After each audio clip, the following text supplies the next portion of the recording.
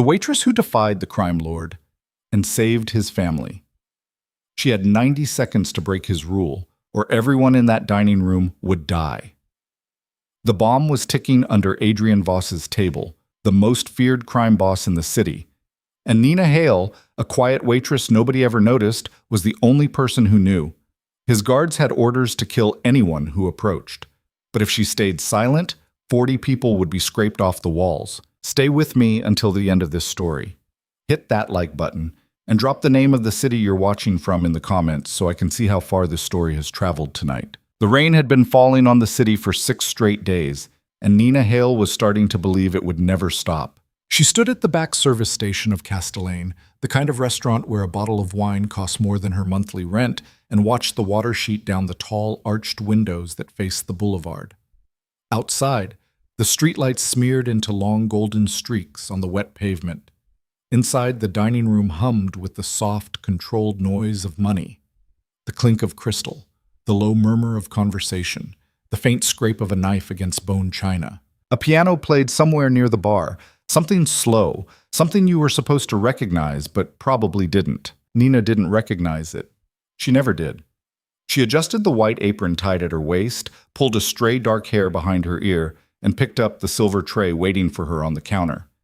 2 glasses of Barolo, a bottle of sparkling water, a small dish of olives that the chef had arranged like they were for a photograph. Table 9. An older couple, anniversary maybe, dressed like they didn't want to talk to each other. "Nina!" The voice came from behind her shoulder, sharp and hushed. It was Marco, the floor manager, a thin man with a thin mustache and thinner patience. "Table 9 is waiting. And smile, for God's sake. You look like somebody died." "I'm smiling, Marco." "No, you're not. You're doing that thing with your mouth that you think is a smile. It's not. It's a warning." She tried again, felt her lips tighten at the corners, felt the muscles in her cheeks pull in a way that hadn't come naturally in almost 2 years. Marco sighed. "Good enough. Go." She went. Castellane had 26 tables spread across 2 levels, a mezzanine that looked down on the main floor, and a private room in the back that Nina had never been inside. The ceilings were high and ribbed with dark beams, and the walls were the color of old butter.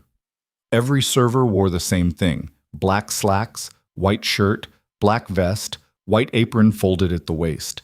The uniforms were designed to make the staff disappear. That was fine with Nina.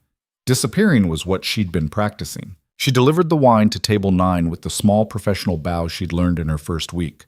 The husband grunted. The wife didn't look up from her phone. Nina topped off their water and moved on, sliding through the room like a current of air nobody noticed. She had been working here for 7 months and 2 weeks. She had memorized the names of every regular who tipped over $300. She had memorized which server was sleeping with which line cook. She had memorized where every security camera sat, where the blind spots were, which of the 2 back doors led to the alley, and which led to the dry storage basement. She had memorized the names on the reservation book, too. Everyone, every night. And she had written them down afterward in a small notebook she kept in the zippered lining of her purse. None of that was in her job description. Somewhere in the back of her mind, a voice that still sounded like her brother's said the same thing. It always said, "You keep looking, Nina. Eventually you find something." Her brother had been dead for 21 months. His name was Daniel. He had been 26 years old when he died. He had been a financial analyst at a firm nobody had heard of, a boy with glasses and a bad laugh and a habit of calling their mother every Sunday whether he wanted to or not. The police had called it a suicide. A jump from a parking garage on the east side, concrete, 9 stories, no note. The detectives had been kind, in the tired way that detectives are kind when they've already decided the case is closed. One of them, a woman with gray roots growing out of a bad dye job, had put a hand on Nina's shoulder and said, "Sometimes we just don't know what people are carrying, honey." Nina had wanted to tell her that she did know, that Daniel had called her 4 days before he died, that his voice had been shaking so hard she could barely understand him, that he had said the words, "I think I got into something I can't get out of, Nina. I think I'm in trouble." And she had told him, stupidly, infuriatingly, okay, come over tomorrow. We'll figure it out." He hadn't come over tomorrow. She hadn't said any of that to the detective. She had nodded. She had gone home. She had cried for 6 days straight, and then she had stopped crying, and then she had started reading. Everything. Anything. Financial crime, shell companies, money laundering, the kind of men who disappeared people for asking the wrong questions. She read about the Voss organization first because Daniel's firm had managed a pension fund that was, through 4 degrees of separation, connected to a holding company that was, through 3 more degrees, connected to a man named Adrian Voss. The name meant nothing when she first saw it. It meant everything now. She couldn't prove anything. She wasn't a cop, wasn't a journalist, wasn't anything but a 29-year-old woman with a degree in comparative literature and a dead brother and too many hours to fill. So she had done the only thing she could think of. She had applied to work at the restaurant where, according to the one reporter who had ever written about him and kept her byline, Adrian Voss liked to eat on Friday nights. That had been 7 months and 2 weeks ago. She had seen him twice. Once in October, a quick dinner with 2 men she didn't recognize. Once in December, a longer one, his wife and daughter at the table. Both times she had not been his server. Both times she had memorized everything anyway. The way he sat, straight-backed, but not stiff, like a man who had taught himself good posture the hard way. The way he didn't look at menus. The way his eyes moved around the room in short, steady sweeps, not paranoid, just aware. The way a hawk looks at a field. The way everyone at every other table pretended not to know he was there. Tonight was a Friday. Tonight the reservation book had a name on it that wasn't his. Marchetti, Party of 4, 8 p.m. But Nina had seen that name on the book both other times too, and she knew what it meant. She had known since the lunch shift.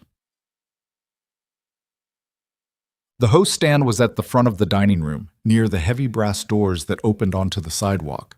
Nina passed it on her way back to the service station and caught Elena's eye. Elena was the hostess, 23, blonde, the kind of pretty that got her twice as many phone numbers as she wanted. She leaned across the stand with an expression that was half excitement and half nausea. "They're here," she whispered. "I know," Nina said. "How did you—" "The 2 SUVs out front, the guy in the black coat by the door, the second guy across the street, pretending to smoke." Elena stared at her. "You're weird, Nina." "I know." "Marco's putting you on table 12. Nina felt her stomach fold in on itself. Table 12 was a 4-top in the back corner of the main floor under the mezzanine overhang. It was the table Castellane gave to customers who wanted to see without being seen. A clear view of the room, a wall at your back, one of the cameras broken for the last 3 months, and nobody had fixed it. It was the table they always gave to Adrian Voss. "I'm not," Marco said. "I was on the 6th top at 15 at..." Mia called out, "Marco shifted everyone. You got 12. Elena's eyes were very wide. "Don't screw it up."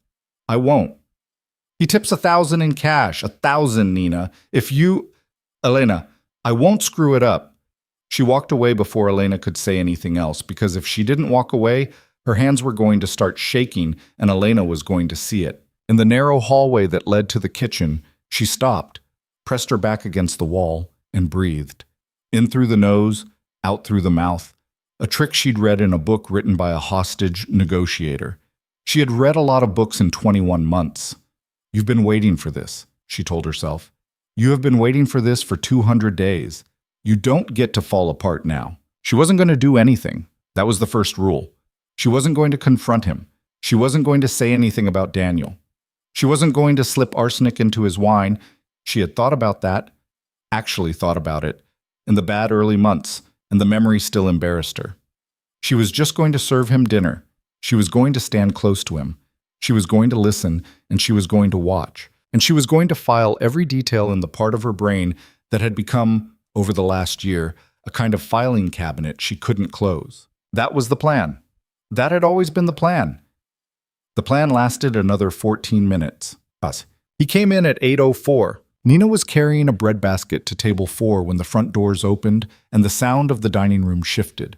It was a small shift, nothing you'd notice if you weren't listening for it, but every conversation in a 6-foot radius of the door got a little quieter, and then the quiet spread in a slow ring across the room, the way a stone dropped in a pond sends ripples out. She didn't turn her head. She kept walking. She set the bread down at table 4 with a practiced smile and said something about the olive oil being from a specific hillside in Tuscany, and the man at the table nodded like he cared. Then she looked. Adrian Voss was 48 years old. He was not a tall man, but he carried himself like one. Dark suit, no tie, the top button of his white shirt undone. His hair was black going to gray at the temples, cut short, the kind of cut you got from a barber who had been cutting it the same way for 20 years. His face was all hard angles, a jaw you could cut paper on, a nose that had been broken at least once, eyes so dark they looked black under the restaurant lights. He was handsome in a way that did not invite any kind of comment about it. His wife was on his arm. Her name, Nina knew from the tabloids, was Sophia. She was 44, honey blonde, wearing a deep green dress, and the kind of diamond earrings that had probably been purchased with money that had a body count. Their daughter was behind them. Her name was Lena. She was 17. She was wearing a white sweater over a black dress, no jewelry, and she was already on her phone. The fourth member of the party was the one Nina had not been expecting. He was older than Adrian, maybe 60, heavy set, a gray beard trimmed tight, a suit that didn't fit as well as Adrian's. He walked half a step behind the family, and his eyes went around the room in the same steady sweeping pattern that Adrian's did. Not a guest, not family, a lieutenant. Nina made a mental note of the face. And then there were the others. Two men stopped at the door and stayed there, flanking it, not quite talking to each other, but not quite separate either. A third man peeled off and took a seat at the bar, alone, angled so he could see the whole room in the mirror behind the bottles. A fourth drifted toward the back hallway that led to the restrooms and the kitchen, and stationed himself there with a drink he wasn't going to drink. All four of them wore black. All four had earpieces with the curled plastic cord disappearing into their collars.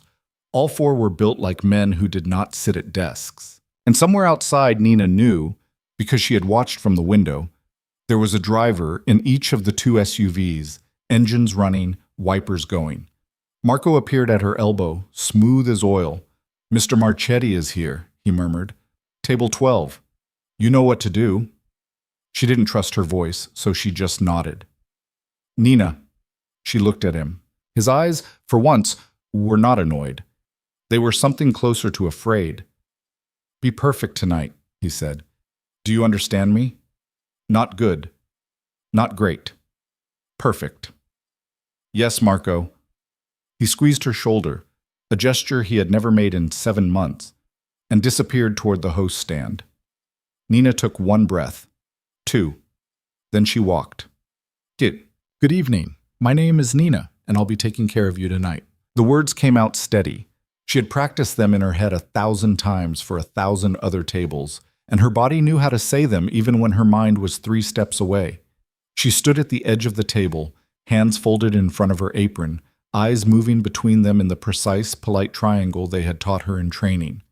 Husband, wife, guest. "Skip the daughter, she's a kid. Don't make her feel like a customer." Sophia Voss smiled at her, a real smile, warm. "Thank you, Nina. It's lovely to see you." The daughter didn't look up from her phone.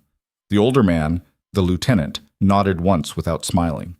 Adrian Voss looked at her. It was a look that lasted maybe a second and a half, long enough for her to feel it in the bones of her chest. His eyes were not hostile. They were not friendly. They were the eyes of a man who was cataloging her the way she cataloged everyone else. Height, weight, age, hands, shoes, anything distinctive. She felt him take her in and put her away in whatever filing cabinet he kept behind his own face. And then he looked back down at the menu he hadn't opened. "Thank you, Nina," he said.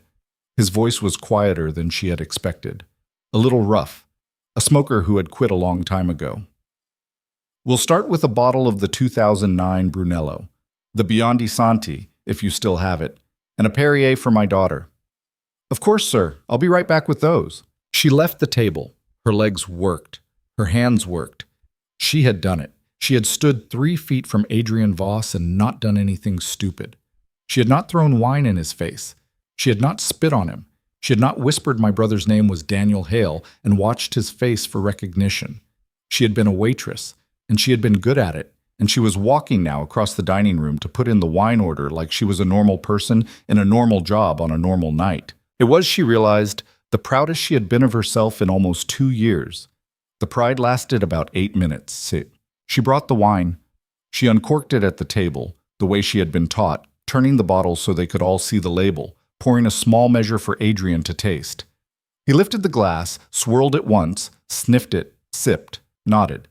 She poured the rest. She left. She came back. She took their food orders. The wife wanted the branzino. The daughter wanted the pappardelle and made a face when her mother suggested a salad. The lieutenant wanted the ribeye medium rare. Adrian wanted the veal. She read it back. She smiled. She left. On her next pass through the dining room, she noticed two things. The first thing was that the man at the bar, the guard, had shifted. He was no longer watching the room. He was watching his phone, holding it close to his chest, reading something, and his jaw was very tight. He put the phone down on the bar, face down, and picked up his glass. He didn't drink from it. His eyes were now on the front door. The second thing was a man at table 17. Table 17 was a two-top near the front, under the window. He was alone, mid-40s maybe.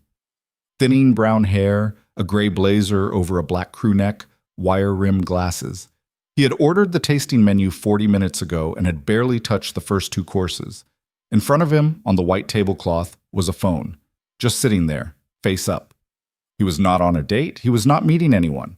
He had a book, an actual paperback book, that he was pretending to read. But his eyes kept flicking to table 12.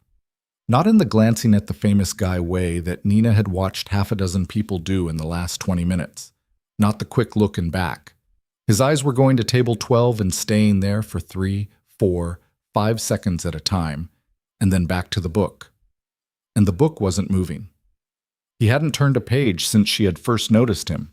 Nina felt the small hairs on the back of her neck begin to lift. "Stop it," she told herself. "You're making things up. You're looking for something because you want something to find. He's just a weird guy eating alone. Rich people are weird. Let him be weird." She went back to the kitchen. She picked up a round of bread service for table 5. She delivered it. She came back through the dining room. She looked at table 17 again. The man was gone.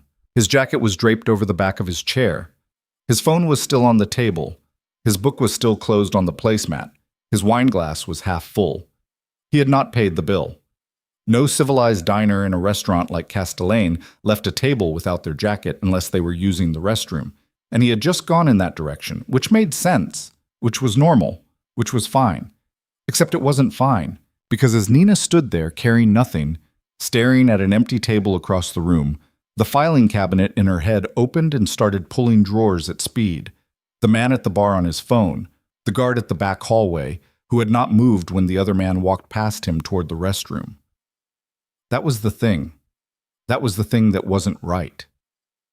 Adrian Voss had a guard posted in the hallway that led to the restrooms, and when a strange man walked down that hallway, the guard should have moved, should have stood up straighter, should have tracked him, should have done something. And he hadn't. He had stayed exactly where he was, with his drink in his hand, not looking at anything in particular, which meant he had been told not to look, which meant Nina's stomach dropped. He was not their guard. "Nina!" Marco was in her ear again. "The veal is up. Go!" She went. Her feet carried her to the kitchen window, and her hands took the tray with its 4 plates steaming under their silver domes, and her body walked her back across the dining room toward table 12, and her brain was screaming, "Calm down. You are wrong. You are seeing ghosts. You have been looking for bad men for so long that you see them everywhere. That guy is peeing. That guy is on his phone. That guy is bored."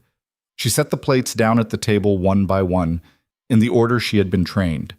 The lady first, the daughter, the guest, Adrian last. When she bent down to place his plate in front of him, her eyes dropped, just for a half second, just out of habit, because that was how she had been trained to check the table for a dropped napkin or a loose fork.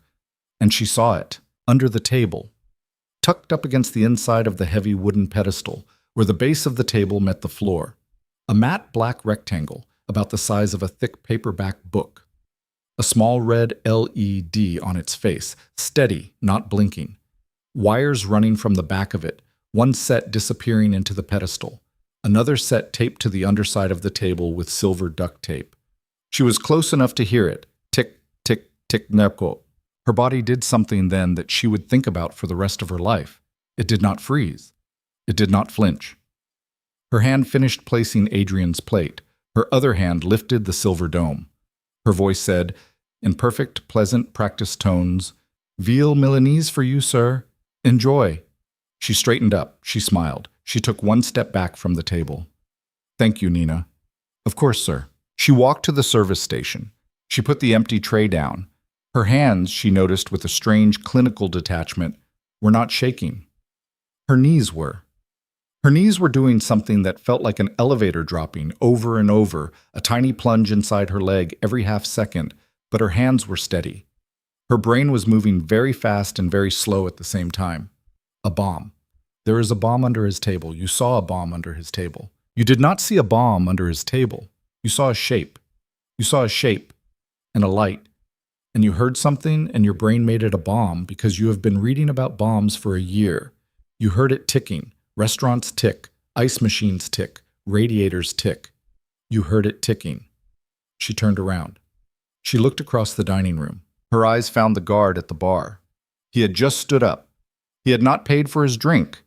He was walking, unhurried, toward the front door. He passed the hostess stand. He passed the coat check. He pushed through the heavy brass doors and was gone into the rain. Her eyes went to the back hallway. The guard who had been stationed there, the man Adrian had put there, was also gone. The chair was empty. The drink was on the little shelf. He had left too. They were not his guards. Or rather, and this was worse. This was so much worse. One of them was his and had been paid off, and the others had been watching from the start and were getting clear. She thought of the man at table 17, the man in the restroom. She thought of his phone on the table, face up, screen bright, the way a detonator might look. Oh, she thought, oh no. Her eyes went to table 12. Adrian Voss had just cut into his veal. His wife was laughing at something the older guest had said. The daughter was still on her phone. They had no idea. They had absolutely no idea that underneath their table, 6 feet from the branzino and the ribeye and the brunello, a small red light was counting down the last seconds of all their lives. Nina looked at the clock above the bar. It was 8:47. She did not know how long she had. She did not know how long the timer had been set for. She did not know if the device needed the man in the restroom to send a signal from his phone, or if it was already primed and would detonate on its own. She did not know how large the charge was, how far the shrapnel would travel, how many of the 40 people in this room would die. She did not know if the man at the bar had been her only fellow traveler who understood what was happening, or if there were others, servers, a cook, anyone, who had taken an envelope and decided not to say anything. She knew, with absolute cold clarity, 3 things. She knew she could walk away right now. She could walk into the kitchen, out the back door, into the alley, and she could keep walking. There would be an investigation. Her face would be on cameras. She would have to disappear. But she would be alive. She knew she could scream. She could yell bomb at the top of her lungs, right now, and 40 people would stampede for the door, and most of them would get out, and some of them would not, because there would be a crush at the entrance, and because the man with the phone might press the button the moment he heard the scream, and because panic kills almost as well as explosives. And she knew. She knew this the way you know you are cold, the way you know the color blue, that the only play with any chance of working was the worst one. She had to tell him. She had to tell Adrian Voss quietly, in his ear, in the next 15 seconds, without triggering any of his instincts and without being seen by the man in the restroom, that there was a bomb under his table. She had to walk back to the most dangerous man in the city, a man whose guards had been told not to let anyone near him without invitation, a man she had spent 21 months hating with the kind of hatred you nurse like a fire. She had to lean into his space. She had to whisper something that would sound to him exactly like a threat. She had to trust him to not kill her before he hurt her. She picked up a bottle of water from the service station, sparkling, unopened, a reason to be at the table. She walked. Later, when she tried to remember that walk, she could never get the details right. She knew the dining room had been full. She knew the piano had been playing something with a lot of high notes. She knew a woman at table 6 had laughed, loud and bright, and the sound had cut through everything else. She knew her own feet had made no sound on the carpet. She knew that with every step, she waited to hear the sound she was walking toward. She waited for the roar. She waited for the light. She waited for the moment her body would stop existing, the way her brother's body had stopped existing, and she waited to find out finally if any of it meant anything. It didn't come. She reached the table. The lieutenant, the older man with the beard, looked up first. His eyes narrowed. His hand moved, not fast, but with purpose, to the inside of his suit jacket. He didn't take anything out. He just rested his fingers there, where a gun would be, and watched her. Sophia Voss looked up next. Her smile was confused, but still polite. "Oh, Nina? Is everything—" Adrian was last. He had been mid-sentence, saying something to the lieutenant about somebody they both knew. He stopped. He turned his head, and Nina saw his eyes change. They did not widen. They did not narrow. They simply sharpened, the way a camera lens sharpens when it focuses. And she understood in that moment that she had seen up until now only the idle version of this man. This was a different one. This was the version other men had seen before they stopped being alive. "Mr. Marchetti." Her voice came out steady. She was astonished by her own voice. "I'm so sorry to interrupt. I wanted to offer a compliment from the chef, a bottle of our sparkling." She was already leaning in. She was already tilting the bottle as if to show him the label. Her body was blocking the line of sight between him and the front door. Her mouth was about 6 inches from his ear. "Don't react," she breathed. His whole body locked. She felt it, felt the muscles in his shoulder go still against the sleeve of his suit. He did not turn his head. He did not move his hand. The lieutenant had risen 3 inches off his chair, and Adrian stopped him with nothing, with a half flicker of the fingers on his right hand, a gesture so small she almost missed it. "There's a bomb under your table," she whispered. "Red light. Wires to the pedestal. It's real. The man at table 17 is gone. I think he's in the restroom with the detonator. 2 of the men you thought were yours just walked out the front door." For 1 full second, he did not move. Then, very slowly, slower than a normal movement, deliberate, theatrical in its slowness, he reached out, picked up his wine glass, and took a sip. He set the glass down. He smiled at his wife. He said, in a warm voice that carried no tension at all, "Darling, would you pass the salt?" Sophia Voss, confused, passed him the salt. His eyes flicked to Nina. They stayed on her face for less than half a second. It was enough. She had served tables for 7 months. She knew how to read a face. "Stand there," the look said. "Pour the water. Don't leave." Her hands opened the bottle. Her hands poured the water. Her body made the small, practiced movements of a server at a table, and her face smiled the small, practiced smile, and her heart was beating so hard she could feel it in the soft place under her jaw. Adrian Voss said, conversationally, to the lieutenant, "Sal, would you step outside and check if the car's been moved? I thought I heard something." The lieutenant didn't ask what kind of something. He rose. He buttoned his jacket. He walked at a normal, unhurried pace toward the front doors. Nina watched his hand brush once against the inside of his jacket as he passed the bar. The bartender, who had been polishing a glass, stopped polishing. Adrian turned to his wife. His voice was still warm. His eyes were no longer warm at all. "Sophia," he said. "Lena, listen to me very carefully. I need both of you to stand up right now and walk to the powder room at the front. Don't run. Don't look around. Just go. Lena, put the phone away. Sophia."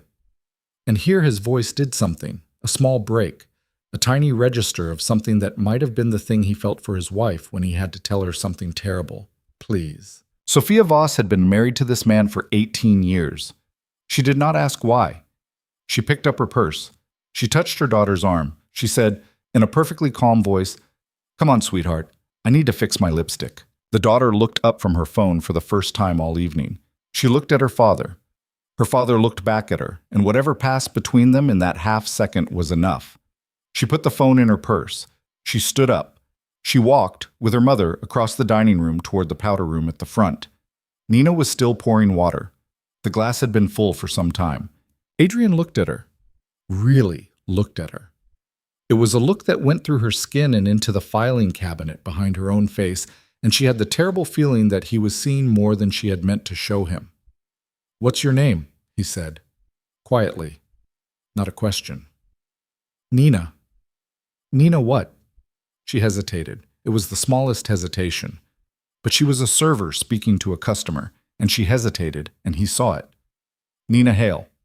His eyes did not flicker, but something behind them did. Nina Hale, he said softly. How did you see it? I was bending down to put your plate in front of you. No, I mean, how did you know what it was? She looked at him. The red light under the table was somewhere around her left knee. The man in the restroom was somewhere behind her back. She realized maybe 30 more seconds of her life to decide what kind of person she was going to be. I read a lot, she said. Adrian Voss looked at her for one more second. Then, very calmly, he said, walk to the kitchen. Tell the chef there's a gas leak. Tell him to come out and announce an evacuation. Not a panic, a gas leak. Polite. Firm. Start from the back tables. You're going to help. You're going to smile. You're going to get every single person in this room out that front door in the next 90 seconds, and you're going to do it like nothing is wrong. Do you understand me? Yes. Nina. Yes. If you run, I'll know. She believed him. She walked. Behind her, she heard Adrian Voss push his chair back. She heard him button his suit jacket. She heard him say, in a voice that was the most normal voice in the world, "Excuse me a moment. I need to find my daughter." She did not look back. She walked into the kitchen, and the heavy swinging door closed behind her, and the ticking of the clock above the pass was the loudest sound she had ever heard. The kitchen at Castellane was the kind of place where noise lived on top of noise. Pans clanging, flames wumping up from the burners in short blue bursts, the hiss of something searing, the shout of someone calling a ticket, the low thump of a cleaver working through bone on the butcher block in the back. Nina had walked through that kitchen 1,000 times in 7 months, and every single time it had assaulted her. Tonight she walked through it and heard none of it. Tonight the only sound in her ears was the ticking she was not, technically, still hearing. Chef Darian was at the pass, a white towel over his shoulder, plating a risotto with the kind of slow, tweezer-fine precision that made the line cooks call him the surgeon when he wasn't listening. He was a big man, 6'4", shaved head, a neck tattoo that poked above his collar when he leaned forward.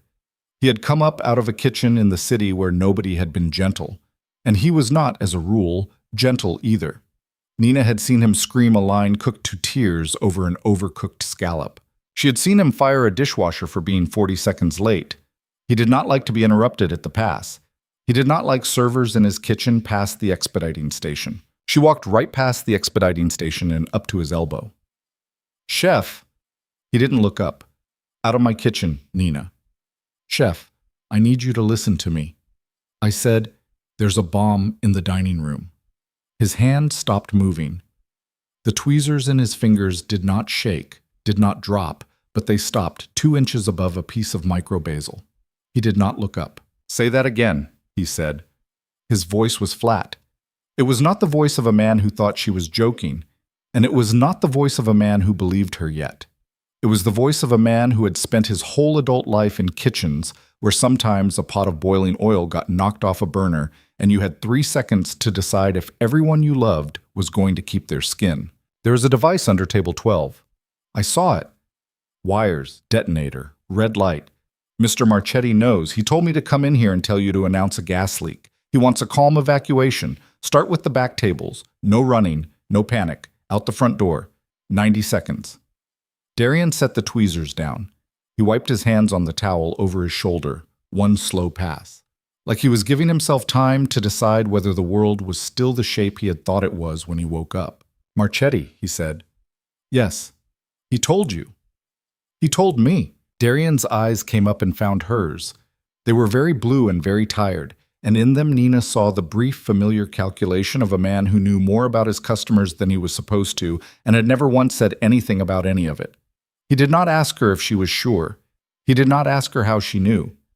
He turned his head, looked at the pass, looked at the 8 plates of food that were seconds from going out, looked back at her, and then at nothing. And then he pulled the towel off his shoulder and dropped it on the counter. "Marco," he said. He didn't raise his voice. He didn't need to. "Marco, get in here."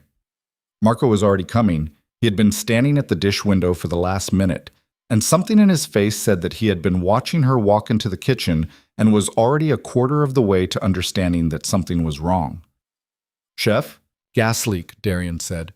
"You're going to tell the floor we have a gas leak. I can smell it from the line.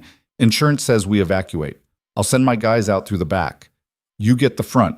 Start with the back tables. Don't rush anyone. Comp their meals. We'll refire when the gas company clears us." Marco looked at Nina. Nina did not move her face. Marco looked back at the chef. "Chef," he said carefully, is there actually—" "Marco." Darian put one big hand flat on the stainless steel of the pass. "I'm telling you there is a gas leak. I'm telling you to clear my dining room. Are we going to have a conversation about this, or are you going to do your job?" Marco swallowed. His thin mustache twitched once. Then, in a small shift Nina would remember later, the manager who had spent 7 months scolding her about her smile seemed to grow an inch. His shoulders squared. He nodded once. "Okay," he said. "Okay, I've got it." He turned and pushed back through the swinging door, and his voice from the other side of it was already taking on that warm, apologetic tone that managers use when they are about to inconvenience the wealthy. Darian looked at Nina. "You're sure?" "Yes." "You're certain?" "Chef, I'm standing here." He held her eyes for a second longer. Then he nodded once and turned to face his kitchen. "Listen up," he said, and every head on the line came up at once, because they knew that tone. "Fires off, gas off, walk-in closed. Everyone out the loading door, single file, right now. Bring your phones. Leave everything else. Move." They moved. 12 cooks, 3 dishwashers, 2 pastry girls. They didn't ask. They didn't grab their coats.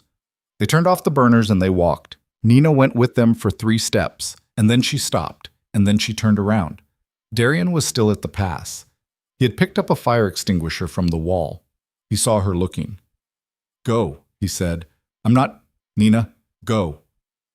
"He told me to get the dining room out." "He told you to tell me to get the dining room out.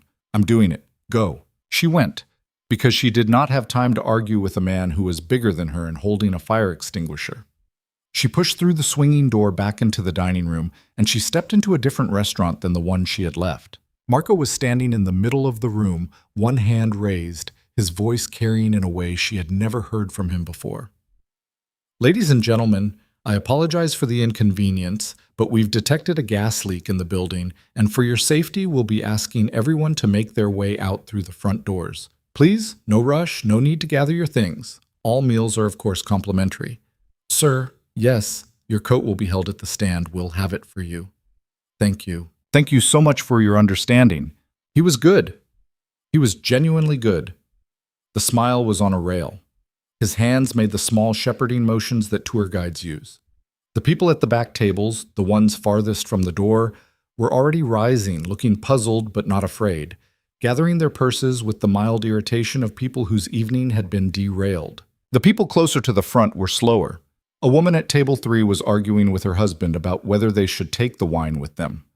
A man at table 9 was on his phone, waving Marco off like a fly. An older couple near the host stand had not yet registered that anything had been said. Nina's eyes went to table 12. It was empty. Adrian's chair was pushed back. His napkin was on his seat. His wine glass was half full, and his veal was cut but uneaten. He was nowhere she could see. Neither was his wife, neither was his daughter, neither was the lieutenant. Her eyes went to the powder room. The door was closed. Her eyes went to the restroom hallway at the back. Empty. Her eyes went to the front door, where people were beginning to filter out into the rain, one by one, Marco's hand guiding them through with the pleasant insistence of a man who was selling them their own survival. And then her eyes went to the man at table 17, who had just walked back out of the restroom hallway. He had the phone in his hand. He stopped at the edge of the hallway, half in shadow, and his eyes went across the room, and he understood, in the way that she had understood 8 minutes ago, that something was wrong. The back tables were standing up. A manager was hurting. The kitchen was silent. He looked at the front door. He looked at table 12. He saw the empty chairs. His thumb moved. Nina saw the thumb move. She saw him look down at the phone in his hand, saw his finger hover, saw his jaw tighten, and she did the stupidest thing she had ever done in her life. She screamed his name, except she didn't know his name. So what she screamed was, "Hey, you!" Her voice cut through the dining room the way a glass breaks. Every head turned. Marco's head turned. The couple at the front door turned. The man at table 17 turned. For half a second he just looked at her. Then he raised the phone. Two things happened at once, and later Nina would never be able to untangle which one came first, because they happened inside the same heartbeat. The first thing was that a man she had not seen, a man who had been standing in the shadow of the host stand the entire time, stepped out of that shadow and closed the distance to table 17 in 4 long strides. He did not run. He walked very fast with the economy of motion of a man who had done this before, and his right hand came up and caught the wrist of the man with the phone, and his left hand went flat against that man's throat, and the phone came out of the hand with a twist that Nina heard over the murmur of the dining room, a small, wet, wrong sound. The second thing was that Adrian Voss came out of the powder room at the front of the restaurant with his wife and daughter behind him, and he did not look at his wife or his daughter. He looked straight across the room at Nina, and he nodded, one time, and then his eyes went to the front door, and the nod became a tilt. And Sophia Voss, God bless her, pulled her daughter through the door and out into the rain without looking back. The man with the phone was on the floor of table 17. Nina saw the other man, the one who had come out of the shadows, bend over him for 1 second, pick up the phone, glance at it, and pocket it. Then he rose and walked, unhurried, toward the front door, as if he had not just broken a man's wrist in a 4-star restaurant. He passed within 3 feet of Nina and did not look at her. The last of the diners filtered out. Marco was the second to last. He held the door for Nina, and his face, when she reached him, was white and wet. "Are you coming?" he said. It was not really a question. "Yeah," she said. "Yeah, I'm coming." They stepped out into the rain together. The boulevard was full of coats and umbrellas and confused rich people. Castellane's awning gave some shelter to the crowd directly in front of the doors, but the rain had gotten heavier and people were milling about, complaining, trying to make sense of what had happened. A few of them had already pulled out their phones and were calling cars. Some were asking Marco what was going on. Marco was apologizing on a loop. Nina wasn't listening to any of it. Her eyes went to the SUVs. They were still there, but the drivers had gotten out, both of them. They were standing on the sidewalk, one on each side of the crowd, at a distance of about 15 feet from the front doors, and they were doing the job that Nina had not realized until that moment that they were doing. They were looking outward, not at Castellane, at the street, at the cars, at the rooftops, at everything that was not Castellane. They had their coats open. Their right hands were not visible. They were, she understood, a perimeter. Somewhere inside this perimeter was Adrian Voss, who had walked his wife and daughter out the front door of a restaurant that he believed was seconds from becoming a crater. He had done it without running. He had done it with a hand on the small of his wife's back, like they were leaving a charity gala. He had done it because running would have told whoever was out here, whoever was waiting for him, that he knew. Nina's eyes kept moving.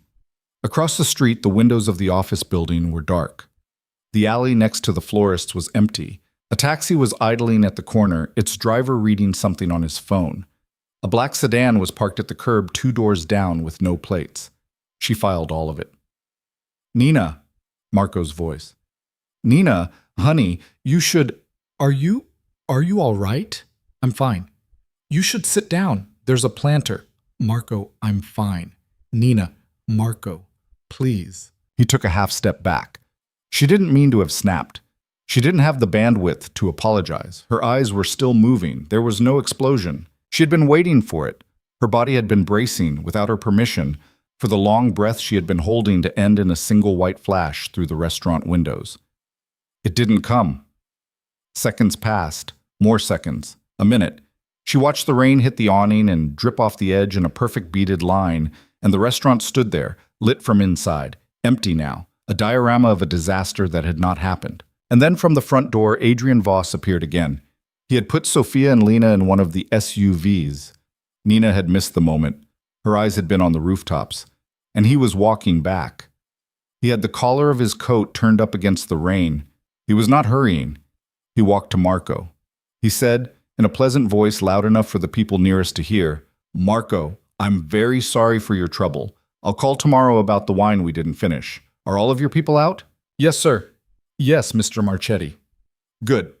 Marco nodded several times, the way a man nods when he does not know what else to do with his head. Adrian's eyes went past him and landed on Nina. "Nina!" She stepped forward. She did not know her own face at that moment. She could not feel it. Her hands were cold and the rain had made a wet ring around her collar, and her ears had been ringing for a long time. "Yes, sir."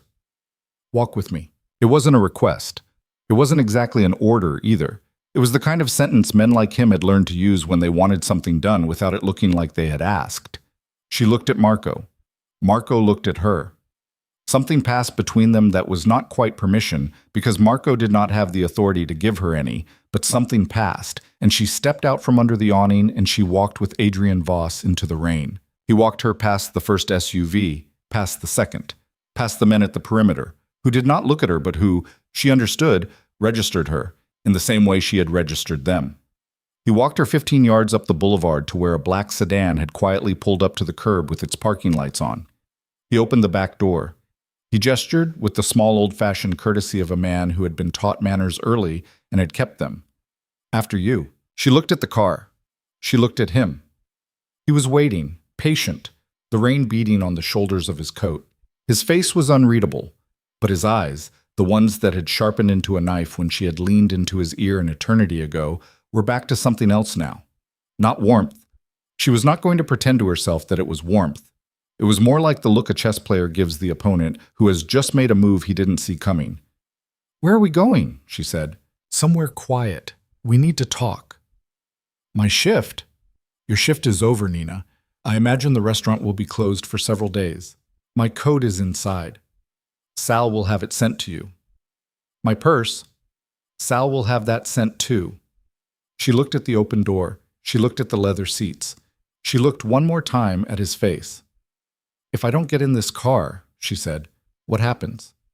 He tilted his head just a little. The corner of his mouth did something that wasn't a smile. "Then you walk home in the rain, and I have somebody find your address so I can send the coat. That's it." "What did you think I was going to do, Nina?" She didn't answer. He waited.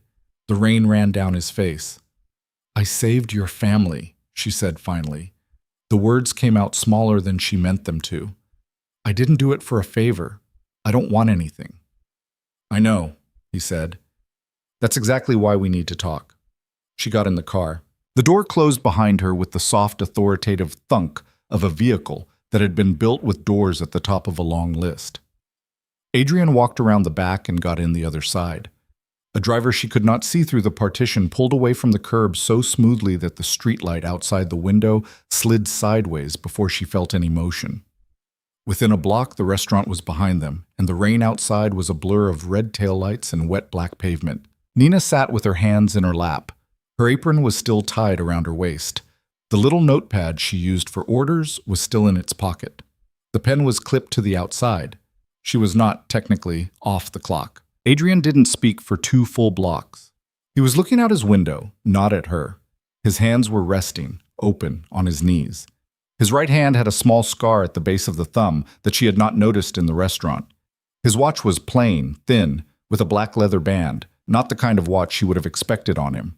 She was looking at these things because she did not want to look at his face. "They're going to tell me it was the Russians," he said finally, still looking out the window. "Or the Calabrians, or the Albanians. Okay. By tomorrow morning, somebody in my organization will have the name of whoever builds that kind of device, and we'll be told it was whichever group paid that builder, and then I'll be asked what I want done about it." She didn't say anything. "The truth is," he said, "I don't know yet.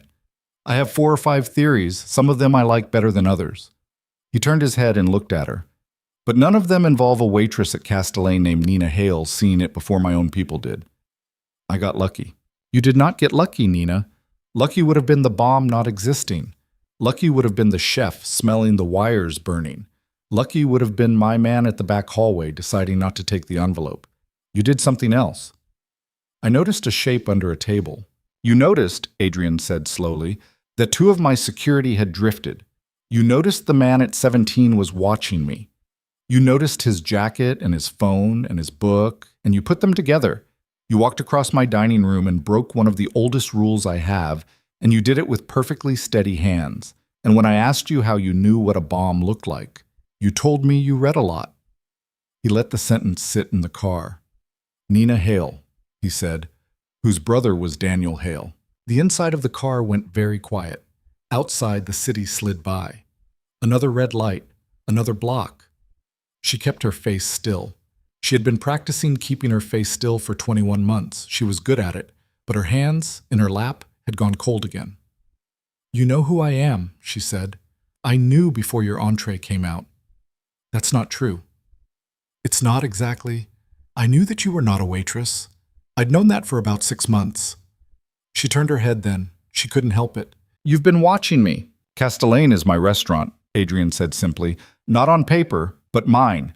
When a woman starts working there who doesn't match her job application, I hear about it. You interviewed as someone who had been a server at a Greek place on the South Side. There is no Greek place on the South Side with the name you gave. Your real resume says you have a graduate degree in comparative literature and worked in a university library for 4 years. I had someone look at you. They came back with a dead brother. I had them look at the brother. Daniel Hale, 26, jumped off a parking garage on 9th and Lenox, case closed. He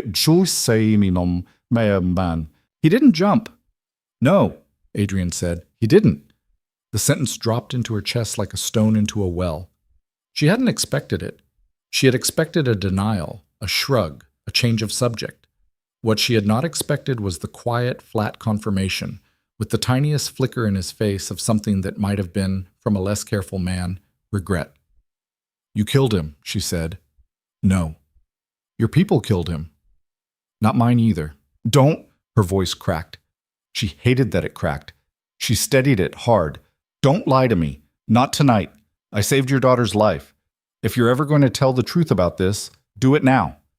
Adrian looked at her for a long moment. "Your brother," he said carefully, "was working for a firm that handled money for 3 people I do business with. He saw something on a ledger that he should not have been looking at. He was a smart kid, Nina. He pulled a thread. The thread led to a shell in Delaware that led to a shell in the Caymans that led to a number he recognized from another page of a report he shouldn't have been reading either. He took his concerns to the wrong man at his firm." "Who?" "A name that means nothing to you. A man named Ravel. Peter Ravel. He's been in a federal medium security facility for 14 months on an unrelated tax matter. And if it's any comfort to you, he is the man who made the phone call.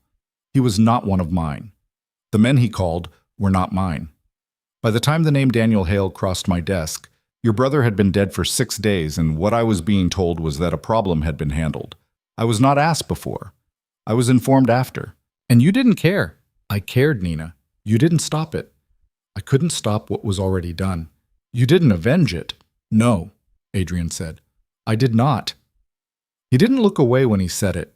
That was almost worse than if he had. He sat there in the back of the car with the rain crawling down the window behind him, and he looked her in the face and he let her hate him for a long count of seconds. "Your brother," he said finally, "was collateral in a cleanup that I would have ordered done differently. I can tell you that honestly. I can also tell you that it would have been done. You want me to say I'm sorry he died? I am. I have a daughter. I know what it is to lose a kid without losing them in the ground. I saw my sister bury a boy when he was 19. I know that kind of quiet. And I can tell you I am sorry. That's a fact. But I'm not going to sit here and tell you I wouldn't have approved his removal if it had come across my desk in time. Because I would have. And I'm not going to lie to you tonight, Nina. You've earned that much." She realized somewhere in the middle of his answer that she was crying. Not sobbing, just 2 thin lines of water down her face. Her hands were still in her lap. Her breathing was steady. She did not understand how her body was producing tears without the rest of her joining in. She wiped her cheek with the back of her wrist, and it came away wet, and she looked at her wet wrist as if it belonged to somebody else. "Stop the car," she said. "Nina, stop the car. Let me out. Nina, listen. I saved your wife. I saved your kid. I saved 40 people who have nothing to do with any of this. I didn't do it because I forgive you. I didn't do it because I'm a good person. I did it because I saw what a bomb does in a room full of people, and I wasn't going to stand there. That's it. That's the whole thing. I'm not getting in bed with my brothers." She couldn't finish the sentence. She didn't need to. Adrian did not tell the driver to stop. He didn't tell him to keep going either. He looked at her, and he waited for her to say whatever else she was going to say. "Let me out," she said again. Quieter. "I will," he said. "That's what you want. The car will take you home. Nobody will follow you. Nobody will call on you. You'll get a check in the mail for the wages Castellane owes you, and probably a bonus that will feel insulting. That's it. You can go back to your apartment and your books and the rest of whatever it is you were doing, and I won't stop you. And in a year, you'll have almost stopped checking the locks twice. Almost. Almost. She looked at him. The tears had stopped. They had not lasted long. She realized, been crying for about 4 seconds. But, she said. But, Adrian agreed. But what? He turned to face her more fully. For the first time since she had gotten in the car, his hands moved. He laced them together in his lap. The scar on his right thumb disappeared between his fingers. Nina, someone tried to kill me tonight. They almost took my wife and my daughter with me. The person who did this is somebody who knew where I would be eating, at what time, at what table, and who was able to put a device in that restaurant and compromise at least one of my own men. That is not a small operation. Whoever did this is still out there. They know by now that it failed. They know I know it happened. They also know that for maybe the next 72 hours, I am going to be the most exposed I have been in 15 years. I'm going to move my family. I'm going to clean my house. But the person who did this is going to move first before I can, because they have to. And the only reason I'm alive to even be having this conversation is because a waitress with a dead brother happened to be paying closer attention to my table than my own people were. But more person. Get new people. I will. That's not the point. What's the point? The point is that the people I am going to hire to replace the ones I can't trust will, on their best day, catch what you caught tonight. Most of them, on most days, will not. They are not trained to. They are trained to shoot. You did something else, and whoever comes at me next, because they will, they're going to come smarter than tonight. They're going to come quieter. They're going to come somewhere I don't expect. What do you want, Adrian? I want, he said, somebody at the edge of my vision who sees what I don't. She laughed. It was not a nice laugh. You want to hire the girl whose brother you let die? I want, he said without flinching, to hire the only person in that room tonight who saved my child's life. The car was still moving. The city was still sliding past. A bus had pulled up next to them at a red light, and Nina could see a woman inside. On the bus, on her phone, crying, and nobody on the bus was looking at her. The world was so full of strangers quietly coming apart. I wouldn't be your waitress, Nina said slowly. That's not the job. No, I wouldn't be. Security. I don't know how to shoot a gun. Not what I'd ask you to do. I wouldn't be your mistress. Don't insult me. Sophia and I have been married since before you could drive. That's not what this is. Then what? He took a breath. Let it out. The man across the table from me tonight, the older one, his name is Sal Marchetti. He's not my guest. He's my consigliere. That's a word people in my world don't use anymore because it sounds like a movie, but there's no better word for what he is. He's the person who sits next to me and tells me when I'm wrong. He's been doing it for 22 years. He's 63. He's tired. He's going to retire next year whether I like it or not. I don't have a second Sal. I never have. I've been looking in my own way for a long time, and I haven't found one. Most of the people who want that job want it for the wrong reasons. The ones who would be good at it don't want it at all. And you think I want it? No, I think you'd hate it. That's what would make you good at it. She stared at him. You're insane, she said. Possibly. You met me 4 hours ago. I met you 7 months ago. You just didn't know. I hate you, Adrian. I know. My brother is dead because of men like you. My mother hasn't slept through a night in 2 years. My father quit his job because he couldn't concentrate. Every Sunday I call them and I listen to them pretend to be okay because pretending is the only thing they have left. And you're sitting here telling me you want me to sit at your right hand and tell you when you're wrong. You understand what that sounds like. I do. Do you? Nina, listen to me. I am not asking you to forgive anyone. I am not asking you to forget your brother. I am offering you something very specific. I'm offering you a seat at a table where decisions get made. Some of those decisions, a year from now, 2 years from now, are going to be about the kind of men who made the phone call that killed Daniel. They're going to be about the structure that let that call go through without anyone asking whether it should. You can sit at that table, or you can go back to your apartment and read more books and be exactly as powerless as you've been for 21 months, and you can tell yourself that walking away is principled. Both of those are choices. Either one I'll respect, but you should not pretend that the only clean choice is the one that leaves you on the outside. The car stopped. Nina hadn't been looking. They had pulled to the curb somewhere on a quiet side street, in front of a brownstone with a dark bay window. She did not recognize the neighborhood, or maybe she did.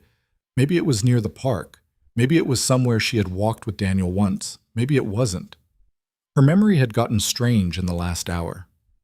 "Where are we?" she said. "A friend's house. We'll wait here until my people are sure the path home is clean for you. An hour? Maybe 2. You don't have to decide tonight, Nina. You don't have to decide this week. I'm going to give you a phone number. You can call it, or you can throw it away. Either way, you get to go home. Either way, you're safe." She looked at him for a long time. "You said safe," she said. "Yes." "Am I?" Adrian Voss looked at her, and something moved briefly across his face.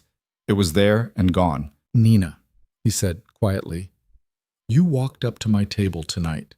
You broke a rule my own men would not have broken. You are safe from me. You have my word on that, for whatever a man like me's word is worth to you. But whoever tried to put me in a box in that restaurant saw you lean down and whisper in my ear. They saw me not get in my car and drive my family home. They saw me walk a waitress out into the rain and put her in a car. Whoever they are, by tomorrow morning, they'll have your name." He opened his door. The rain came in. "So no," he said, "not from everyone." He got out. He walked around to her side. He opened her door. He held out his hand, palm up, not quite demanding, not quite offering. Nina looked at the hand. She looked at the dark brownstone.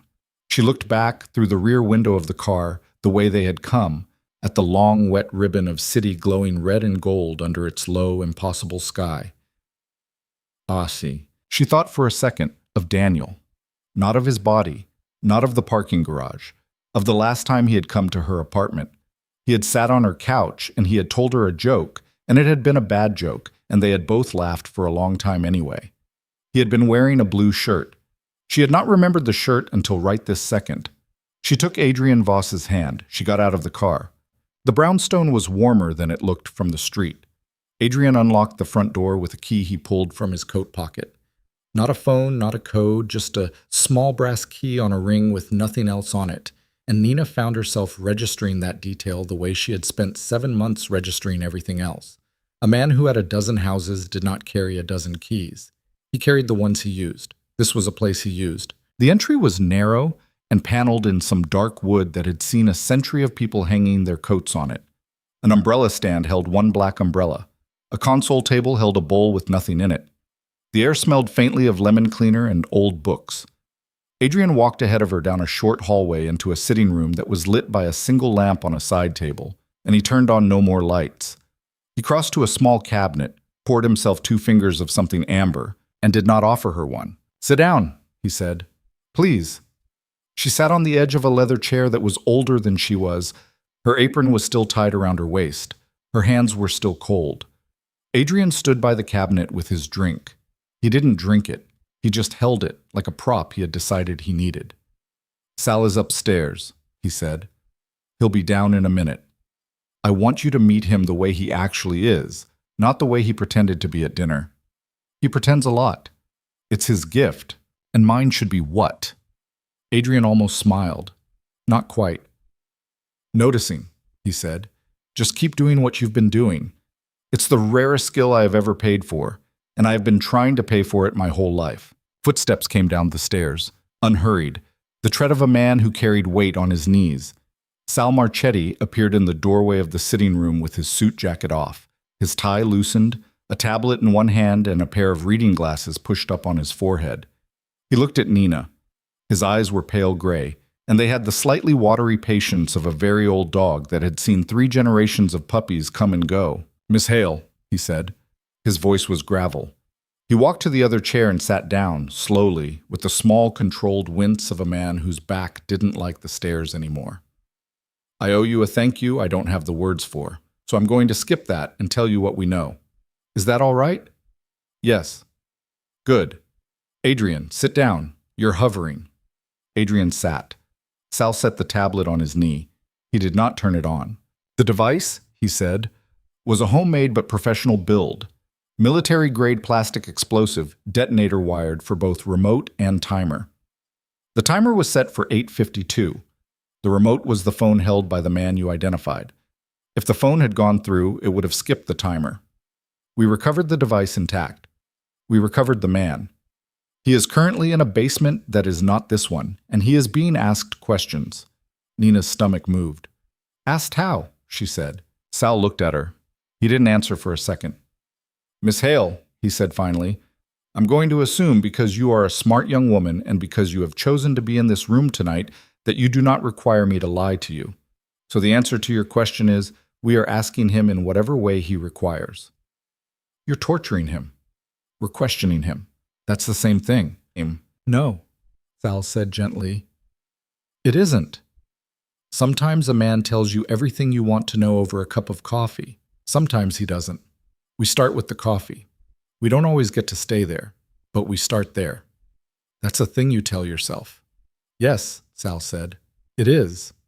Most of the useful things we tell ourselves are things we tell ourselves. He held her eyes for a moment. There was no apology in them, and no pride either. Just the tired, unflinching patience of a man who had made his peace with being a certain kind of person a long time ago and did not require her to make peace with it too. What has he said? Nina asked. Nothing yet. He's scared, which is useful, but he's not the kind of scared that talks. He's the kind of scared that is more afraid of whoever hired him than of us. That tells us something already. What? That whoever hired him has a reputation. Professionals don't take contracts on men like Adrian unless the payer is known. And the men who are known enough to pay for a job like this, there are maybe 6 of them in this country. 4 of them would not have tried. 2 of them might. Who? Sal glanced at Adrian. Adrian nodded once. A man named Teodor Varga, Sal said. Based out of the River District, runs a trucking concern that moves more than trucks. He and Adrian have had, call it a Cold War, for about 3 years. It has been escalating quietly since the spring, and a woman named Iris Cade, who used to be one of ours. Something in Adrian's face moved when Sal said the name. It was a small thing, a tightening in the muscle under his jaw. Nina saw it and filed it. Used to be ours, Nina said. She was with us for 11 years, Sal said. She came up under me. She was the only person Adrian was ever going to consider for the role I'm about to leave, before she left herself. She walked 3 years ago. Disagreement about methods. Took about 1/5 of our West Side operation with her when she went. And you let her. It was that or a war I did not want to fight in the middle of a federal investigation, Adrian said, speaking for the first time in several minutes. So yes, I let her. And now she wants the rest. If it's her, and it might not be. We don't know yet. That's why we need the man in the basement. Nina looked down at her own hands. They had uncurled from each other somewhere in the last minute. That was something. Why are you telling me all of this? She said. Because you asked, Sal said simply. And because if you are going to think about Adrian's offer seriously, you need to know what you're thinking about. You are not being invited to a cocktail party, Miss Hale. You are being invited to a war council. That word, cocktail party, I use it because it is the opposite of what this is. A cocktail party has rules everybody agrees on and ends at a set time. This has neither. If you come into something that has no off switch. I'm telling you this because Adrian will not. Adrian tells people what he thinks will bring them closer. I tell them what will make them leave if they are going to leave. That's a big part of the job I did for 22 years, and if you take it, it will be a big part of yours. Nina looked at him for a long moment. His face was kind. That was the surprising part. It was not a face that had been kind to every person it had ever looked at, and she was not stupid enough to forget that. But it was kind to her right now, in this room, and she had a sudden, unwanted, embarrassing understanding of why a woman named Iris Cade might once have loved him like a father. How old were you, Nina said, when you started doing this? 26. And you're 63. Yes. And you're tired. Yes. And you want me to take your chair. I want somebody to. If it is you, I will be relieved. If it is not you, I will keep looking until I am dead. Adrian will not accept a bad second. He would rather have no second at all. That is the thing I have the least patience with about him, if you want to know the truth. A man who builds something the size of what he has built and refuses to name a successor is a man who has not fully accepted that he will someday die. And every man who has not accepted that dies sooner than he planned. Adrian snorted softly into his drink. Sal, he said, please. No, Adrian, she needs to hear it from somebody who isn't you. You are too handsome and too persuasive, and you have that voice. I am old and ugly, and my voice sounds like gravel. She'll listen to me differently. It's a gift. Let me use it. Nina, to her own astonishment, laughed. It was a small laugh. It came out before she could stop it, and it surprised her so much that she put her hand over her mouth. Sal looked pleased. There, he said. That's the first human sound you've made in this room. Good. Adrian, get the girl some water. She's been through something, and we are not peasants. Adrian got her water. She drank it. It was cold, and it tasted like the inside of a glass bottle, which was an expensive thing to taste like. She set the glass down on a coaster she had not realized was waiting for it. I have questions, she said. Please. If I say no, tonight, right now, I walk out of this house, what happens? Practically, Sal said, a car takes you home. We put 2 men on your street in rotation until we know whether whoever came for Adrian is also going to come for you. That could be a week. It could be a month. If at any point in that window you call the number Adrian is going to give you, we come get you and we keep you alive. If you don't call, we stand down after 30 days and you go back to whatever life you were building before tonight, with our apologies for any inconvenience and a financial arrangement that I will personally guarantee is generous without being insulting. Insulting how? Enough to make a difference. Not enough to look like a payoff. Sal's job, Adrian said, and the corner of his mouth twitched. Includes knowing the exact dollar amount where gratitude becomes condescension. He's never wrong about it. Second question, Nina said. If I say yes, then your life changes by tomorrow morning, Sal said. You do not go home. You do not go back to your apartment. We collect your things. We move you into a residence of ours for a minimum of 6 weeks, maybe longer, while Adrian's current security situation resolves. You are given a cover identity for any public purpose. You are given a phone we control. You start learning. Most of what you learn in the first 2 months is not interesting. It's names, hundreds of names. Who works for whom? Who used to work for whom? Who's feuding with whom? Who owes whom? Who's afraid of whom? It's the kind of thing that would make most people quit in the first week. And after 2 months. After 2 months, if you haven't quit, you sit next to Adrian in meetings. You don't speak at first. You watch. You listen. You take it in. And after enough meetings, you start whispering into the ear of a man who has spent his whole life not listening to anyone, and you find out whether he will actually listen to you. He won't always. Oh, he won't ever, in the beginning. He'll nod. He'll smile. He'll thank you politely and do what he was going to do anyway. And if you are good, Miss Hale, you will correct him 3 or 4 times in those first 6 months. Small things, and you will be right enough of those times that a year from now, he will not make a call without looking at your face first. That is how it works. That is how it worked with me. It took 4 years. I don't have 4 years of patience. Nobody does. You do it anyway. She looked at Adrian.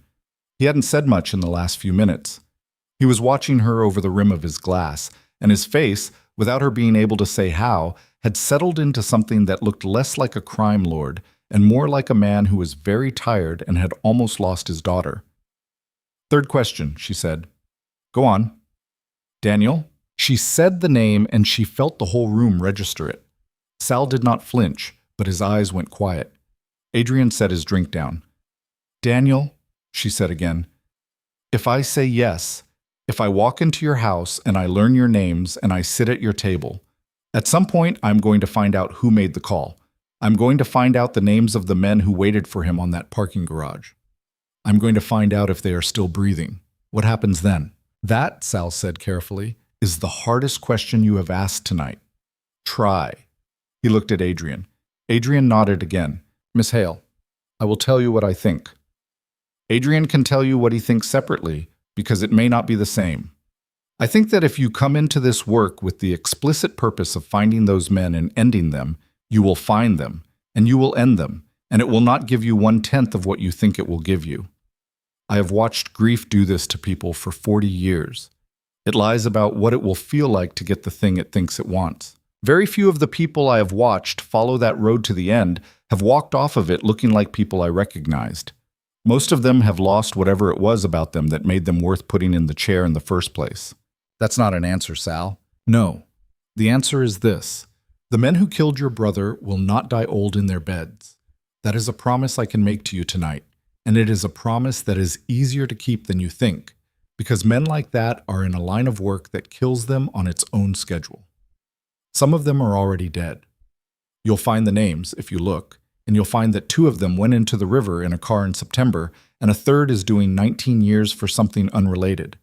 Peter Ravel, the man at your brother's firm, is never walking out of that facility. Adrian has seen to it in ways that do not involve any of us laying a hand on him. So, there are 2 or 3 names left. If, when you find them, you want those names handled, I suspect Adrian will handle them, whether you ask or not, because of what you did for his family tonight. And if I am still around when that happens, I will tell you what I am telling you now, which is that it will not feel the way you think it will feel. That is not a reason not to do it. It is only a reason to not build your life around it. Nina was quiet for a long time. Adrian, she said finally, without looking at him, what would you say? He answered right away. That surprised her. I would say Sal is right about almost everything and wrong about one thing. He's right that revenge is smaller than grief expects it to be.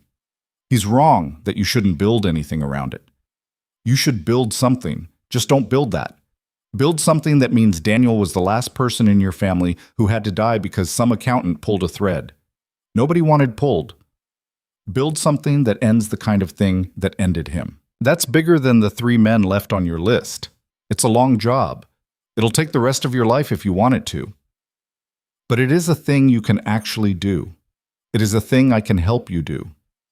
And it is a thing, I'll say this to you once, Nina, and not again, that I have wanted to do for longer than I have admitted to Sal. Sal raised an eyebrow. Apparently this was news to him. What? Adrian said. I'm allowed a private thought. You're allowed too many of them. That's also part of why you need her. Nina sat in the leather chair and looked at her hands. Her hands looked like hands. She turned them over and looked at the palms. She looked at the little crease at the base of her thumb, where she'd burned herself on a skillet in her first month at Castellane, and the scar had never fully faded. She thought about Daniel's blue shirt. She thought about her mother's voice on the phone last Sunday, the small, false brightness of it.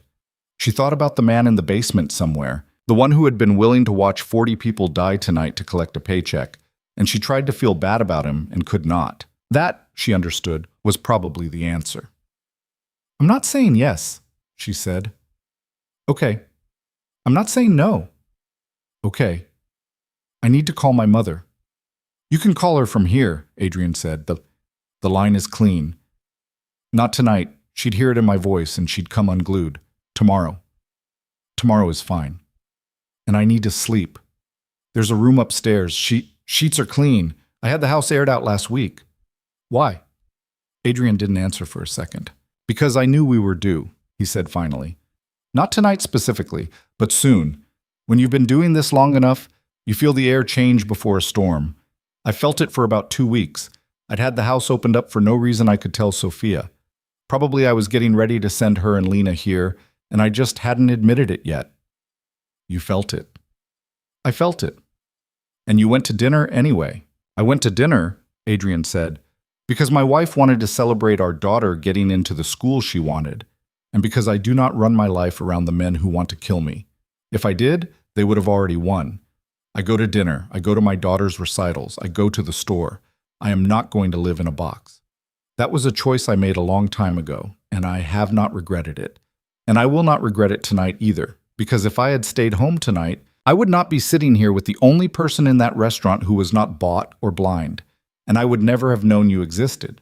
So no, I do not regret the dinner. He said it evenly. Nina did not know, and did not particularly want to examine whether she believed him. There was something in the certainty of it that made her both trust him more and fear him more at once, and that, she suspected, was the permanent shape of what Adrian Voss did to a person. Sal stood up. It took him 2 tries. His knee popped audibly. "I'm going to bed," he announced. "Miss Hale, the upstairs bedroom on the left is yours for the night. There are clothes in the closet that should fit close enough for tomorrow. Nothing fancy. A sweater and some jeans. Adrian had someone guess your size. Sal. Adrian, she was going to find out eventually that you plan ahead. It's better she finds out now. Sal. Good night, Miss Hale. Welcome, provisionally, to the most exhausting job you have never signed up for. I hope you take it. If you don't, I hope you have a long and boring life, and I mean that as a compliment." He walked slowly out of the sitting room and up the stairs. Nina listened to his steps until a door closed. Then it was just her and Adrian and the one lamp. "He likes you," Adrian said. "He doesn't know me. He's seen you for an hour. He likes you. He's not wrong, usually. Is he right about everything he said?" "Mostly. He's wrong that I'm too handsome. I'm medium." She laughed again. 2 in one night. She didn't know what to do with her own laughter. She had not heard it this often in a long time, and she felt a low, cold, familiar pull of guilt at the sound. The same pull she had felt every time she had laughed in the last 21 months. The sense that laughter was a betrayal of somebody she had loved. Adrian watched her face. "He'd be mad at you, you know," he said quietly. "What?" "Your brother. If he thought you'd stopped laughing because of him. I didn't know him. But from what I've read of him, from what I've been told, he'd be mad. You don't know what he'd be." "No, I don't. You do. I'm just saying, for whatever it's worth." "It's worth something," she admitted after a moment. "I don't know how much. But something." They sat in the lamplight. Outside, the rain had finally slowed. Somewhere in the house, a radiator ticked. Nina, who had been hearing ticks in her head for 2 hours, twitched at the sound, and then she laughed at herself for twitching, and Adrian, to her mild surprise, laughed too. It was a short, quiet laugh. It was the first sound she had heard from him that was not considered. "Go to bed, Nina." "Yeah." "We'll talk in the morning." "Yeah." She stood up. Her legs felt strange. Her whole body felt strange. It felt, she realized, like it had been holding its breath for 2 years and had just, in the last hour, started taking small test breaths. She walked to the doorway. She stopped. She turned. "Adrian?" "Yes." "The man, in the basement." He looked at her levelly. "Yes."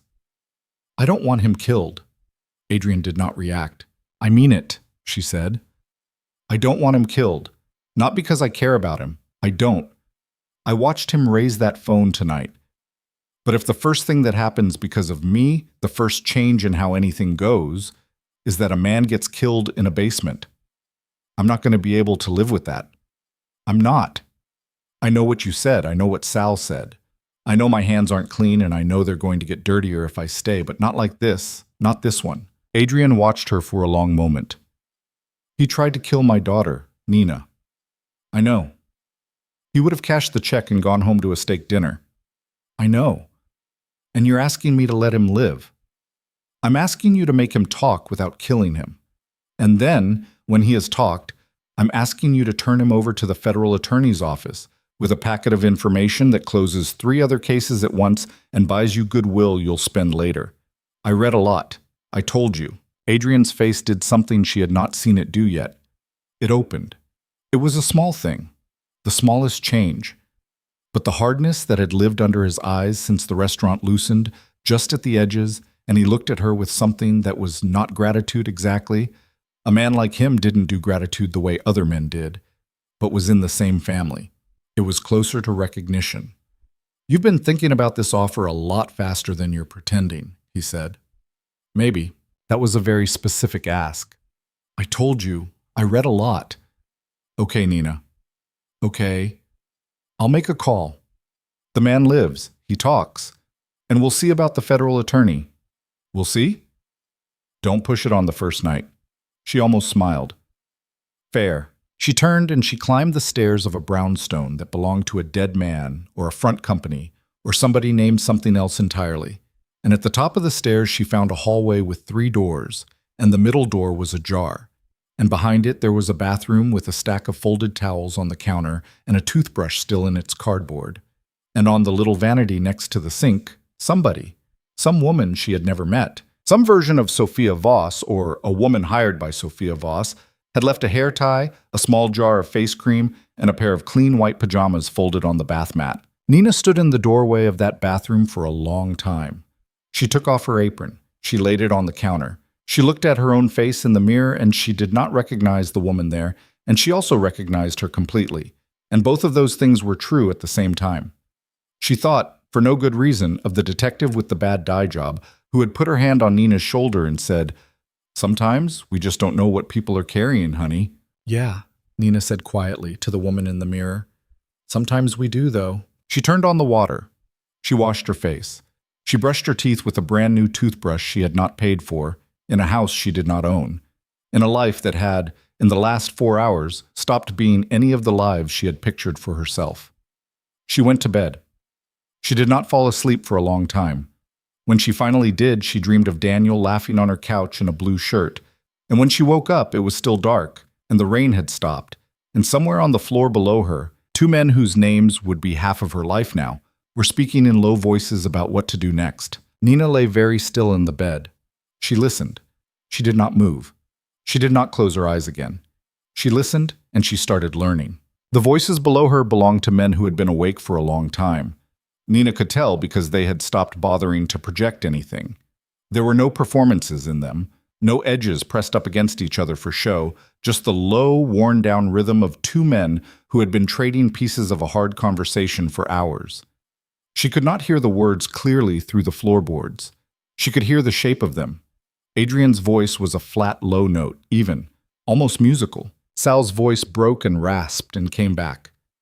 Every once in a while there was silence, and then the soft clink of a glass being set down, and then one of them would start again. She lay in the bed in the borrowed pajamas, and she listened to the shape of it, and she understood something she had not understood yesterday. These 2 men did not just work together, they thought together. The pauses between them were not pauses of waiting for the other to finish. They were pauses of a single idea being handed across and turned over and handed back, the way 2 carpenters working on the same joint would pass a chisel without looking up. 22 years of a conversation she had walked into at hour 1. Somewhere around 4 in the morning, the front door opened and closed. A car started in the street, drove off. Silence for a while. Then the front door opened and closed again, and new steps came in, heavier, a man breathing through his mouth. Somebody who had been out in the cold. Somebody who had come to report. The conversation downstairs changed pitch. Sal's voice came up briefly, sharp, a question she could almost make out. The new man answered low, then quiet again. Nina stared at the ceiling. The pajamas were softer than anything she owned. That bothered her in a way she didn't want to think about. She got out of bed at 5:40. She couldn't sleep, and she wasn't going to pretend anymore. She washed her face again, put on the sweater and jeans that had been left for her. The jeans were a half size too big, which was fine, and the sweater was a soft gray that fit better than it should have. And she went downstairs in her bare feet because she wasn't going to put on shoes yet. Not in somebody else's house. Not on a morning she hadn't figured out how to live through. The sitting room was empty. The lamp was off. The glass Adrian had not drunk from was still on the side table, and the amber liquid in it was exactly the level it had been at when she'd gone up. She registered that too. Voices came from the back of the house. She followed them into a kitchen that was small and bright and smelled like coffee that had been brewed twice. Adrian was at the counter in a white undershirt and the same suit pants he had worn last night, his jacket over the back of a chair. Sal was at the little round table with his hands around a mug. A third man sat across from Sal, and he was the one who had come in an hour ago. Mid-40s, thick in the shoulders, black wool coat still on, a short trim beard, a face that had been in a fight or two, and remembered them all. They stopped talking when she came in. "Miss Hale," Sal said. "Nina's fine." "Nina, coffee?" "Yes." Adrian poured her a mug without asking how she took it. Black, no sugar. He got it right, which was either luck or another small thing he had noticed about her over 7 months. She didn't ask which. "This is Pax," Adrian said. "He runs the kind of thing we needed to run last night. He's been at the basement since we got there." Pax looked at her with gray, patient eyes. He did not smile. He did not frown. He did the smallest possible incline of the head. "Ma'am." "Nina." "Nina." What did the man say? Pax glanced at Adrian. Adrian nodded. He talked around 4:30, Pax said. Took longer than we hoped. He's not a brave man, but he had a family to be afraid for. We convinced him his family was safer with us than with the person who sent him. That was true. That's usually the lever when it's there to pull. You didn't? No, ma'am. Nina. We did not. Adrian called me on the way over from Castellane and told me we were not going to, and we did not. I'll tell you honestly, I argued with him about it for about 30 seconds, and then he told me the reason, and I stopped arguing. What reason? He said you'd asked. She looked at Adrian. He was pouring himself more coffee and not looking at her. That was enough, she said. It was enough for me, ma'am. Why? Pax considered her for a moment. Because in 16 years working for Mr. Voss, he said, I have never heard him say those 4 words about anyone outside his own family. And in 16 years, I have learned not to waste time asking him why he does the rare things. I just do them. Nina drank her coffee. It was hot. It was very good. That also bothered her. Okay, she said. What did he say? Sal looked at his tablet. He had his reading glasses down on his nose now. He looked, in the morning light, older than he had looked last night. The skin under his eyes was bruised and papery, and his hands around the mug had a faint tremor that had not been there in the sitting room. She wondered how much he'd slept. She suspected none. Our man's name is Alec Corbin. He's 37. He's got a wife and a 6-year-old in a small town about 90 minutes north of here. Pax has already put people on them, quietly, for their protection. Corbin is a contractor. He builds devices. He has been doing it for 12 years, mostly for people overseas. He came back to the country about 3 years ago and has been taking domestic work. He has never been the trigger man before. He didn't want to be the trigger man last night. He was told by the man who hired him that the device was the job, and that somebody else would push the button. When the other man didn't show, Corbin was told over the phone very firmly that he was the other man now, or he was going to have a problem at home. That's why he was in the restaurant. And who hired him? Not Varga. She looked up. Iris? She said. Iris, Sal said. Adrian set his mug down on the counter. He didn't say anything. His jaw did a thing. Corbin met her twice, Sal said. Once in the city, once at a diner off the interstate. He knew her as Alice. The description matches Iris. The voice matches Iris. She paid him in 2 installments, one in cash and one in what I'm going to charitably call gold. The first installment came through a runner Pax has been watching for months. The runner's going to have a very bad afternoon. Not dead.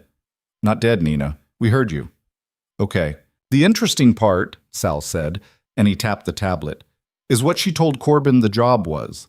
She told him it was a private contract, a personal matter between 2 people who had been in business together once. She told him Adrian had killed somebody close to her, and she was returning the favor. Adrian's hand, which had been resting on the edge of the counter, closed slowly into a fist and then opened again. Nina watched that hand. She understood, in the same way she had understood the bomb, that the person who was being named in that kitchen had once been somebody Adrian had loved in some way that was not romantic, but not small either. She did not ask. She filed it. Did she tell him what exactly? She said. She told him it was a man named Tomas. He was 50. Her brother. Her son. Nina set her coffee down. Adrian, she said, did you? No. Adrian, I didn't kill her son, Nina. I did not order it. I did not ask for it. I did not know it was going to happen. But I was the reason it happened. That's a distinction that is true, and that doesn't matter. Tomas was 15. He was in a car that had me in it 10 minutes before. The men who put the bomb in that car thought it still had me in it. They were wrong. They'd already pulled the trigger.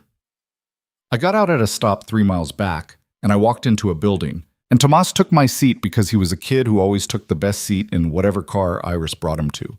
Because he was 15 and he thought he was an adult and nobody ever told him no. He died on the freeway. Iris was in the front. She was burned on the left side of her body from her hip to her jaw. She spent 5 months in a hospital. When she came out, she was not the same person, and the person she was now was a person who blamed me, and she was not wrong to. That was 4 years ago. And she left a year after. Yes? And you let her? I let her because I owed her a debt I could not pay with anything else. You owe her a debt, and now she's trying to kill your family. Yes. And you are going to have to decide what to do about her. Yes. Nina looked at her coffee. She looked at the three men sitting or standing in a kitchen that had no dish towels on the handles, no magnets on the fridge, no photographs anywhere. A house that existed for this. She thought about Iris Cade, who she had never met, and she tried to find inside herself the certainty that Iris Cade was a monster, and she could not quite find it. And that, she understood, was the first of a long series of inconveniences that this job was going to be full of. Okay, she said. What happens now? Sal looked at Adrian. Adrian looked at Pax. Pax looked at his coffee. Now, Adrian said, we have to decide whether to move on her before she moves again. She knows by now that last night failed. She knows by now that we have Corbin. She'll assume Corbin talked. She has maybe 18 hours before we reach her physically, if we move, and about a day longer than that if we go through intermediaries. She'll use that time. She'll either run and set up again in a year, which I don't think she'll do because she's past running, or she'll throw something else at us faster than we expect before her window closes.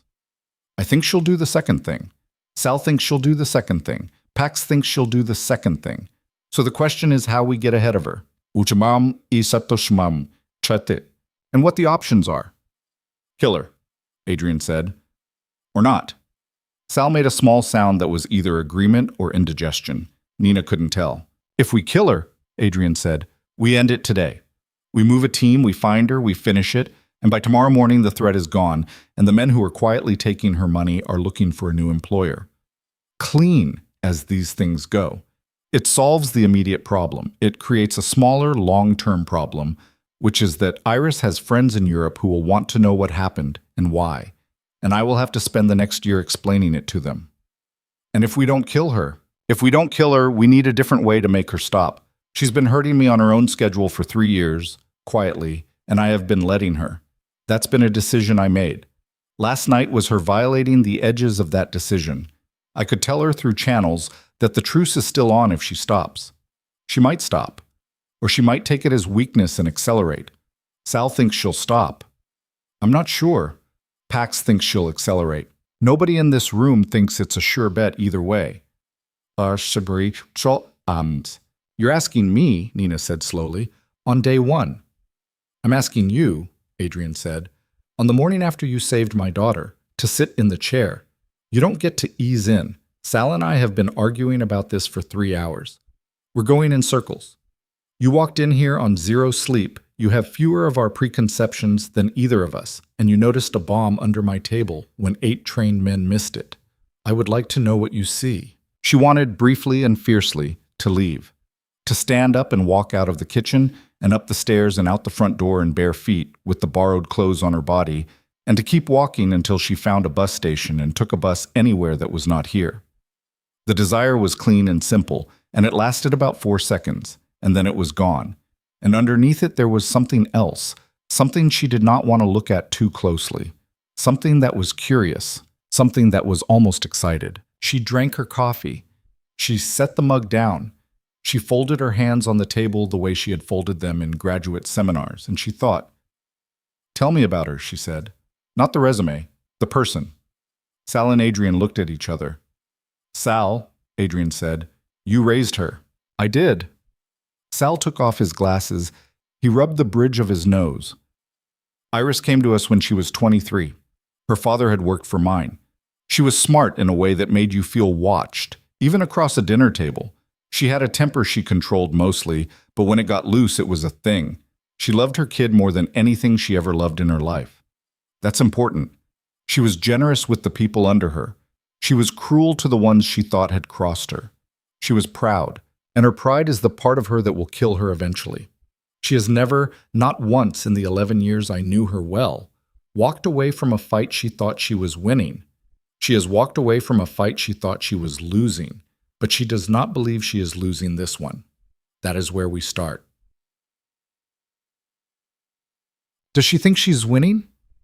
She thinks she has us on the back foot. She thinks Adrian is distracted, which he has been, with a federal matter that is closing in the spring. She thinks the bomb was the opening shot of a longer operation. She thinks the second shot will land before we have our feet under us. What's the second shot? We don't know. Corbin doesn't know. He was compartmentalized. What would you guess? Sal looked at Adrian. Adrian spoke. I would guess Lena. Nina felt the word go through the room like a cold draft. Your daughter, she said. My daughter. Why? Because Iris lost her son. Because the worst thing she can do to me is not to kill me. The worst thing she can do to me is to make me live through what she lived through. She won't come at Sophia. Sophia would hurt me, but it wouldn't balance the ledger in her head. Lena would. Lena is exactly the age Tomas was, within a year. I've been expecting this for 3 years.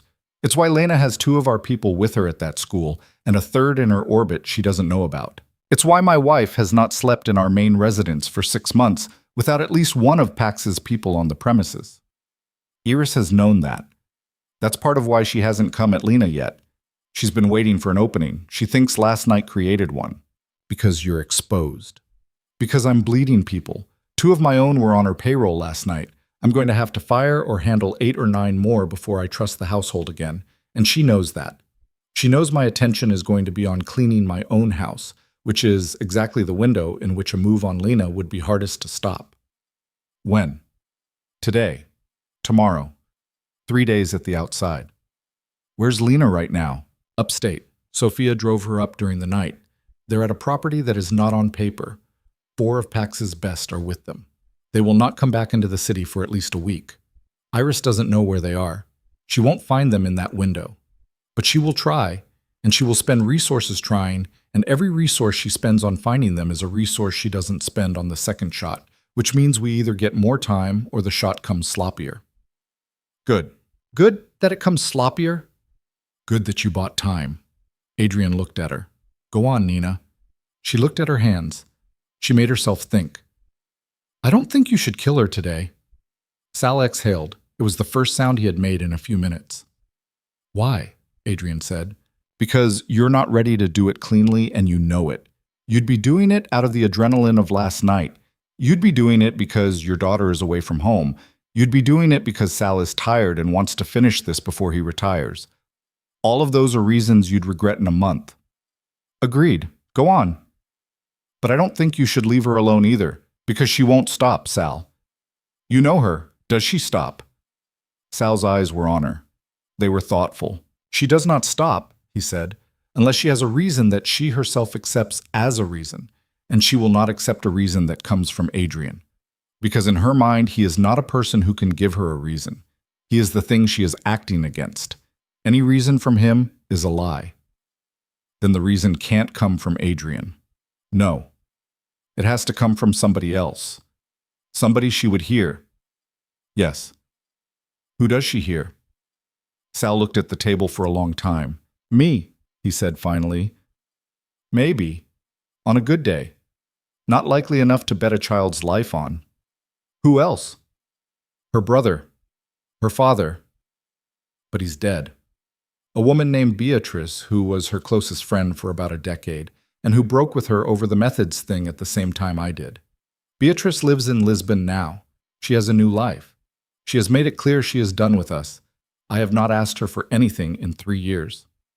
Would she come? Sal was quiet. For a child, he said. For Lena, maybe, if she was asked the right way, by the right person, at the right time. Then that's what you do, Nina said. Today, before noon. You call Beatrice, not Adrian, you. You tell her what happened last night. You tell her what you think Iris is going to do next. You tell her that the only person in the world who can get to Iris before she does something she can't come back from is her. You don't ask her to forgive you. You don't ask her to come back. You ask her to make one phone call. You ask her to tell Iris, in whatever words Iris would listen to, that if she takes Lena, Beatrice personally will not speak to her again. You said Iris was proud. The thing pride is most afraid of is being left entirely alone. If she loses Beatrice over this, on top of everybody else, she stops. Nina, Adrian said, I'm not finished.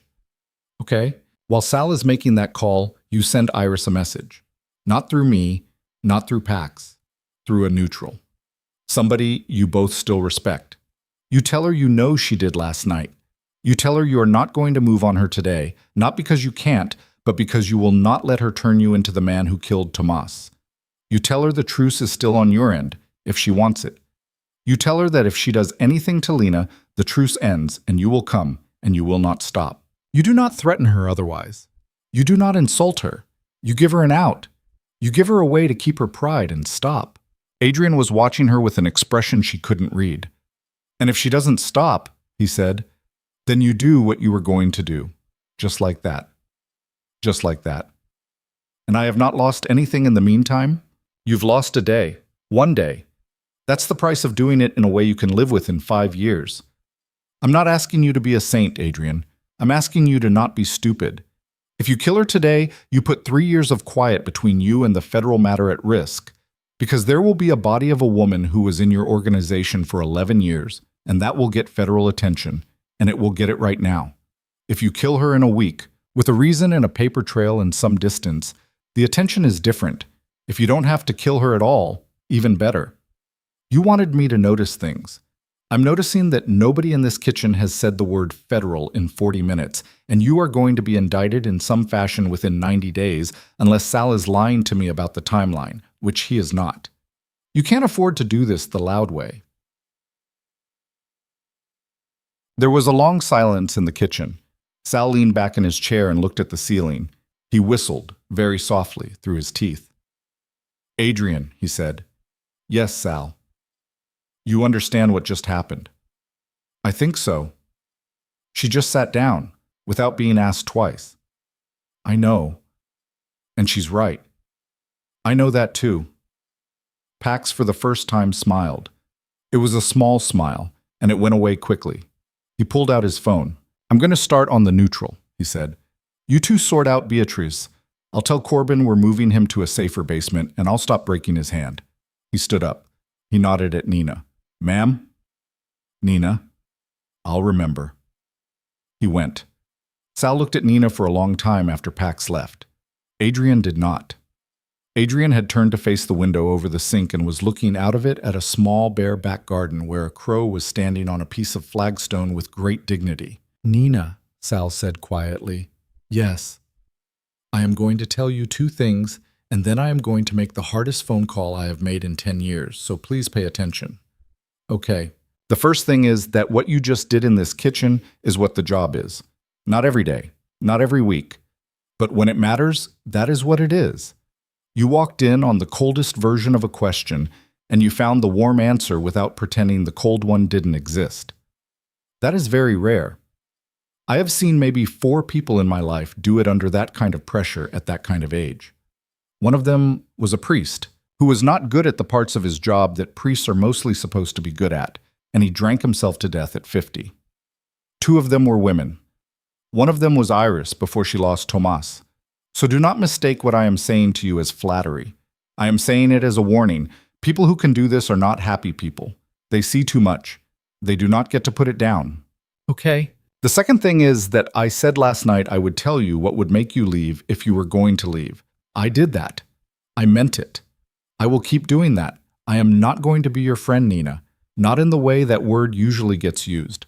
I am going to be the person in the room who tells you when you are wrong, and I am going to do it whether you want to hear it or not, because that was my job for Adrian for 22 years, and it is now, as of this morning, my job for you. If you ever need me to stop, you will have to tell me. I will not notice on my own. I have never been good at noticing. But he held her eyes. His were tired. His were kind. Neither of those things she understood were excuses. Sal, she said. Yes. Thank you. Don't thank me. Make the call good. Sal, do one thing for me. Name it. Beatrice. When you call her, don't ask for Adrian first. Don't ask for the organization first. Ask for Lena first. Ask her to do it for a kid. Everything else after. That'll make the difference. I can hear it in the way you described her. Sal looked at her. His eyes got a little wet. Not much. Not enough for him to have to do anything about it. He stood up. He put his glasses back on. He patted her once, gently, on the shoulder with the flat of his hand, and then he walked out of the kitchen without saying anything else. Nina was alone in the kitchen with Adrian and the crow outside and her 3rd cup of coffee. He did not turn around for a long time. When he finally did, he was looking at her the way he had looked at her last night in the car, after she had asked him not to kill Corbin. The look that was almost recognition. "You didn't have to do that," he said. "Do what?" "Be that good this fast." "I wasn't being good. I was being scared." "Of what?" "Of watching you make the wrong call because your daughter had been away from home for 9 hours and you hadn't slept. And I'd spent 3 years getting here, and I wasn't going to watch the man I'd finally got in a room with blow the one thing I was here to do in the first week." He almost smiled. It was the second half smile she had pulled out of him. She was starting to get a sense of the shape of his real one. It was narrower than she had expected. "What were you here to do, Nina?" "I don't know yet. I thought I did. I came here to ruin you, or to watch you ruin yourself and take notes. And now I think I'm here to keep you from ruining the thing you could still build, which is not a thing I forgive you for, by the way. I'm not saying any of this because I forgive you. I'm saying it because I read a lot, and because my mother is going to get a phone call from me this afternoon, and I need to be able to make it without throwing up, and because Sal was right. You're about to get yourself indicted and killed in the same week unless somebody in your orbit tells you to slow down. And I will be the person who tells you that. Not because I like you, but because what I want to do with my life, which is to ruin the machine that killed Daniel, I can't do by myself. I need you, and you need me, because you have been needing somebody like me for longer than you have admitted to Sal." Adrian looked at her. "That is a very specific list of reasons. I made it last night, in the bathroom. It's good work." "I know." They stood there. The crow outside bounced once and stayed where it was. "Nina." "Yes." "My word to you, the one I offered last night. I want to add to it. Don't add too much, I won't believe it. Just this. If you stay, I will never lie to you. I will keep things from you sometimes when I think you aren't ready for them. I will tell you when I'm doing that. I will not pretend. If I ever lie to you outright, you walk. No consequences, no men on your street, no arrangement. You walk and you keep whatever you have learned, and I trust you to use it the way your conscience tells you to. That's the deal. That's the one I can actually keep." She thought about it. "Okay," she said. "Okay. One more thing. Name it. When you call Iris, through the neutral, I want to write the message. Nina, you already know what's in your head. You've been carrying it for 3 years. You'll put too much of yourself in it, or too little, and either one will get Lena killed. I don't know Iris. I never met her son. I'm not carrying what you're carrying. Let me write it. You can edit, but let me write it." Adrian looked at her for a long moment. His jaw did that thing again. Then he nodded, once, slowly. "Write it," he said. "I'll read it when it's done. I won't change a word without talking to you first." "Okay." "Nina." "Yes." "Welcome to the chair." She picked up her coffee. It had gone lukewarm. She drank it anyway. Outside the window, the crow on the flagstone looked up at the sky, cocked its head, and then, on some decision she would never understand, lifted off in a slow, heavy beat of black wings, and was gone. Nina sat down at the kitchen table. She pulled her notepad out of the pocket of her apron, which she had brought downstairs without thinking. The little pen was still clipped to the cover. She opened to a fresh page. She began to write a message to a woman she had never met, a woman who had lost a son, a woman who was 12 hours away from losing the last thing she had left if somebody did not speak to her in the only language she had agreed, a long time ago, to hear. Behind her, Adrian Voss poured himself another cup of coffee and watched her write, and did not say a word. The message Nina wrote took her 40 minutes, and most of those 40 minutes were not spent writing. They were spent crossing things out. She wrote it on the small lined page of her server's notepad with the pen she had used 1,000 times to write medium rare, no onions, side of aioli, and the first 3 drafts were bad. The first one was too cold. It read like a lawyer had written it, and Iris Cade would have laughed at it and lit it on fire. The second one was too warm. It spoke about Tomas, and Nina understood as she was writing the sentence that she had no right to speak about Tomas, and that if the message contained a single word about him from a mouth that had never known him, Iris would take it as a provocation and Lena would be dead in 24 hours. She tore that page out of the pad and folded it into a small tight square and put it in her pocket. because she did not want it in the trash where somebody might see it later and think she had been careless. The third draft she wrote in her own voice, and when she read it back, she realized it sounded like a woman apologizing for being in the room. She tore that one out too. The fourth one she wrote for Adrian. Not as Adrian, for him. She wrote it in the voice of a man who had been carrying a debt for 4 years and had run out of ways to pretend the debt was not the center of his life. She wrote it without excuses. She wrote it without flinching. She wrote it to a woman who had every reason to hate the person sending it and who would read every word as if the words themselves were carrying weapons. "I'm not asking you to forgive me," the message began. "I never will. I'm asking you, before you do the thing you are about to do, to consider that the person you will become the day after is not the person Tomas would recognize. I know what I am. I am not telling you what I am to make you smaller. I am telling you because I have had 3 years to look at it, and you have not.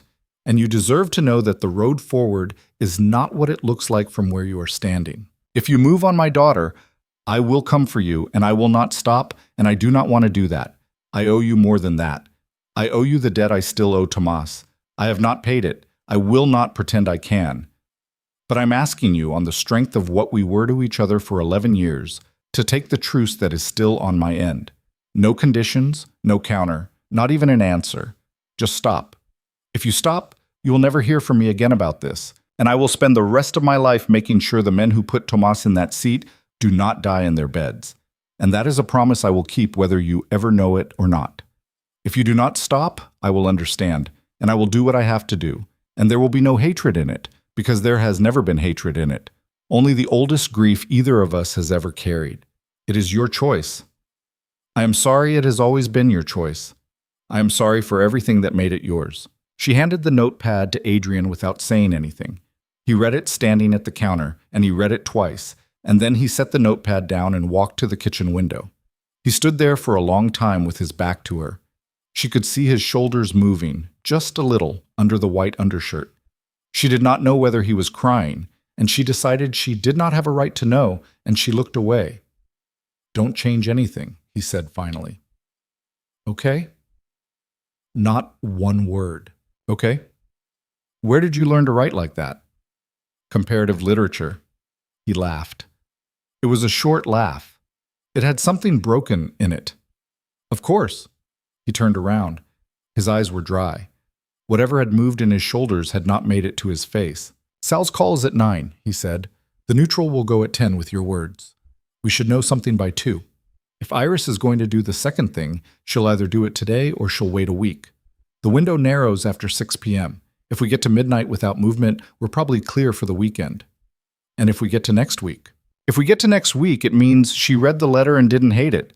It doesn't mean she accepted it. She'll take time. She may take months. But if the immediate window closes, it closes because of what you wrote. Just so you know." Nina nodded. She didn't know what to do with that. She folded the notepad closed. She put it back in the apron pocket. Sal came back into the kitchen at 8:45. He had showered. He had put on a different shirt. The hand tremor was gone, or he had gotten it back under whatever latch he kept it on. He looked at Adrian, and he looked at Nina, and he said, "Beatrice will call at 9:15 her time, noon ours." She agreed to try. She did not agree to succeed. She made me promise 3 things before she would do it. I said yes to 2, and we compromised on the third. I will tell you about them later when it matters. The short version is that if Iris does not stop after this, Beatrice is going to tell me we are dead to each other, and she will mean it. That is the price. I am paying it. "Sal," Adrian said.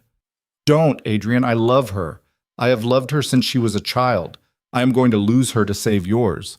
This is the arithmetic. Don't make me look at it any more than I have to." He sat down at the table.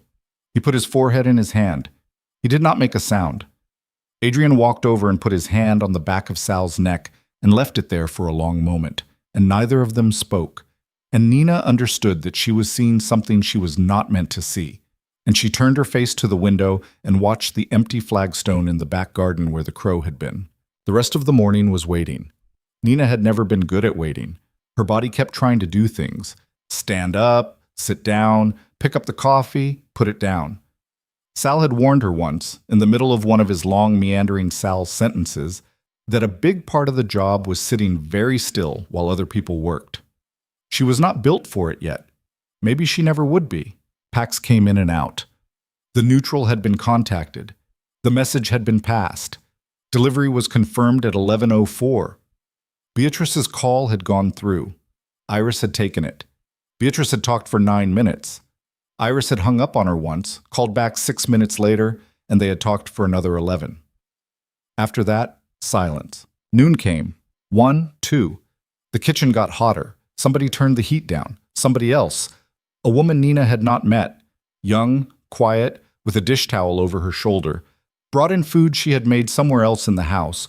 Cold roast chicken and bread and a plate of something pickled, and set it on the table and left without a word. Nina ate. She hadn't realized she was hungry until she had the chicken in her hand. She ate 2 pieces and a whole piece of bread before she noticed. Nina.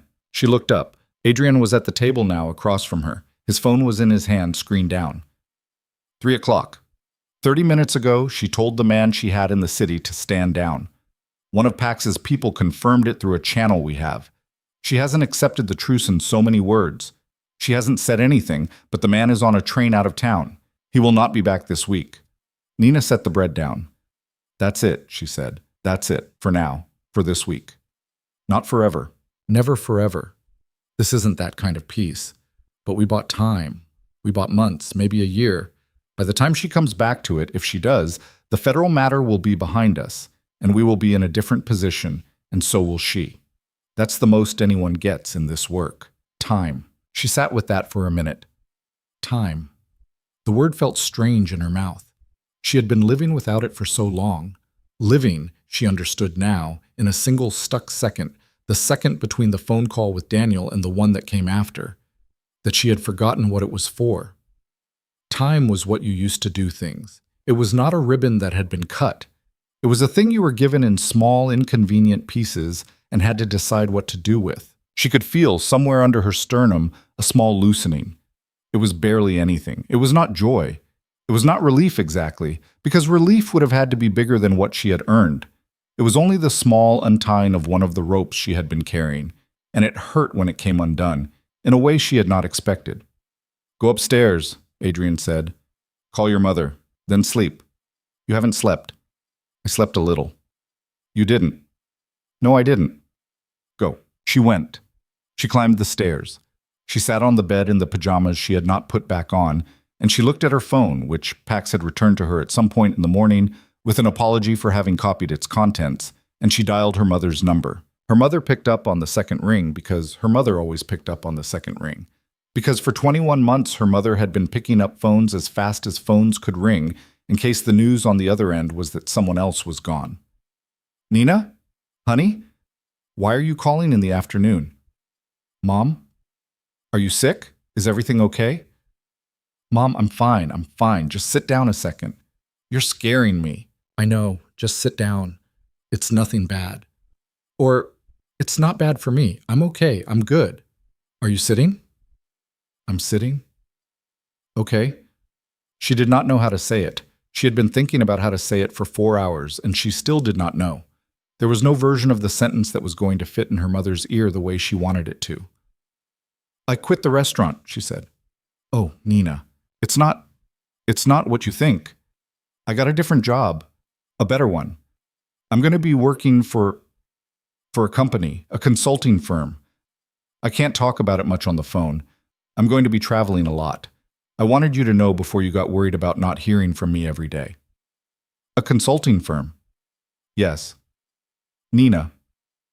Mom. Her mother was quiet for a long moment. Her mother was 62 years old.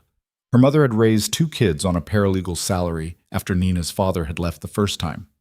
Her mother had been a paralegal for 31 years, which was to say, her mother had been reading between the lines of what people told her for 31 years, and her mother was not an idiot. Honey, her mother said, is this about your brother? Nina closed her eyes. Some of it, she said. Are you going to be safe? Safer than I was working somewhere I wasn't supposed to be. Mom, I'm not going to do anything stupid. I'm going to be around people who are paid to keep me safe. It's going to look weird from the outside. If anybody calls you asking about me, you tell them I took a job at a firm and you don't know the details. That's true. You don't know the details.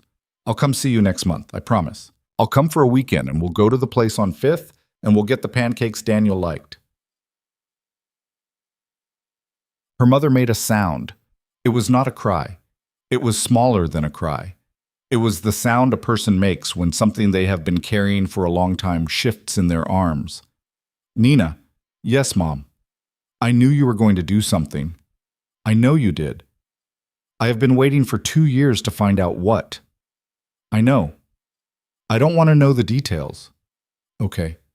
If you need me, you call. I will. If something bad happens, I want you to come home, Nina. I don't care what it is. I don't care what you have done. You come home. Do you hear me? I hear you. Say it. I'll come home. Okay? Okay. I love you, Nina. I love you too, Mom. Take care of yourself. And eat. You don't eat when you're thinking too hard. I'll eat. And call me Sunday. I will. She hung up. She sat on the edge of the bed, and she cried for about 3 minutes. She did not sob. She cried the way a pipe leaks, slow and steady, her face in her hands, her shoulders not moving. When she was done, she wiped her face on the sleeve of the borrowed sweater, and the sweater smelled like the detergent of a house she did not yet know. And she took 3 long breaths, and she stood up, and she went back downstairs. Adrian and Sal were at the table again. Pax was there too, standing this time, leaning against the counter with his arms crossed. The plate of chicken was gone. The coffee was gone. A pot of tea had replaced it, and Sal was drinking from a cup that was far too delicate for his hands. They looked up when she came in. They did not stop talking. Sal simply gestured at the chair, and the chair was waiting for her, and she sat down in it. We have about 6 weeks, Sal was saying, before the first federal subpoena. We have maybe 10 before the matter itself goes public. Between now and the subpoena, I want every piece of paper that matters out of my office and into a location I'll tell you about when you need to know. Pax will run that. Nina will shadow him for the first 2 weeks of it, because she needs to see how that works. And then she will tell me what she would have done differently, and we will actually listen to her. Noted, Pax said. I'd like to bring Corbin in as a cooperating witness, Nina said. She surprised herself by saying it out loud. She had been thinking about it since the kitchen this morning, but she had not decided she would mention it yet. Adrian looked at her. Corbin. Yes, he's going to be useless to us once we have whatever information he has. He can't go back. He can't stay in a basement forever. He has a family. And right now he is the one piece of evidence that the federal attorney in this city does not have, on a case that she wants very badly, and that is not Adrian's case. I read the filings, the public parts, last month, on a whim, because I was bored at the library. Corbin built 2 devices in the last year for a network in another state that the federal attorney has been trying to close for 8 months. If we hand him to her with the right framing, she owes us. She isn't going to love it, but she will. And when she moves on Adrian in the spring, as she will remember that her last big win came from our direction, and she will have a harder time making the theatrical version of her case, because the theatrical version requires Adrian to be monolithic, and he will not look monolithic if he has recently cooperated on another matter. The kitchen was quiet. Nina, Adrian said. Yes. You read the filings on a whim. I was bored. At the library. Yes. Sal started laughing. It started low and built, and then it took him. And he laughed until he had to take his glasses off to wipe his eyes. Pax smiled. Adrian watched her for a long moment with an expression she could not read at all, and then he said, Okay, Nina, make the call. Work with Pax on the framing. You have until Monday. Okay. One more thing. Yes. Peter Ravel. She stopped. The man who called the men who killed your brother, Adrian said. He has 14 months left on his sentence. He is not a protected man inside. He is a man who has been kept alive by the fact that I have not, until now, given any specific instruction about him. I have been thinking about him all morning. I would like your permission to give a specific instruction. Nina did not answer for a long time. She thought about Daniel. She thought about the parking garage. She thought about the detective with the bad dye job. She thought about the second floor of the library at the university, where she had spent 4 years before any of this, reading novels about people who made terrible choices and came out of them changed in ways that were supposed to mean something. She thought about her mother on the other end of the phone, a minute ago, saying you come home. No, she said. Adrian did not move. No? No. Not now. Maybe not ever. I don't know. I need to not have that on the first week. I need to not have that on me while I am learning what this job is. And I don't know how to say this so it doesn't sound soft. I need to know that I can make a different choice about different men later. If the first choice I make in this chair is to have a man killed in a prison, then I will make every choice after it wondering whether I am only making it because that was the first one. I want to make that choice cold if I make it. I want to make it because I thought about it for a year, not because I was on no sleep and I was grateful to you. Sal looked at Adrian. Adrian looked at Nina. Okay, Nina, Adrian said. Ravel lives. For now. For now. Okay. Sal? Yes, Adrian. Make a note. I don't need a note for this one. No, you don't. They sat there for a little while. Pax left to start on Corbin. Sal poured himself more tea with hands that had gotten steadier again. Adrian did not pour anything. Adrian just sat. After a while, Sal said softly, Nina. Yes, you're going to be very good at this. And it is going to cost you things you have not counted yet.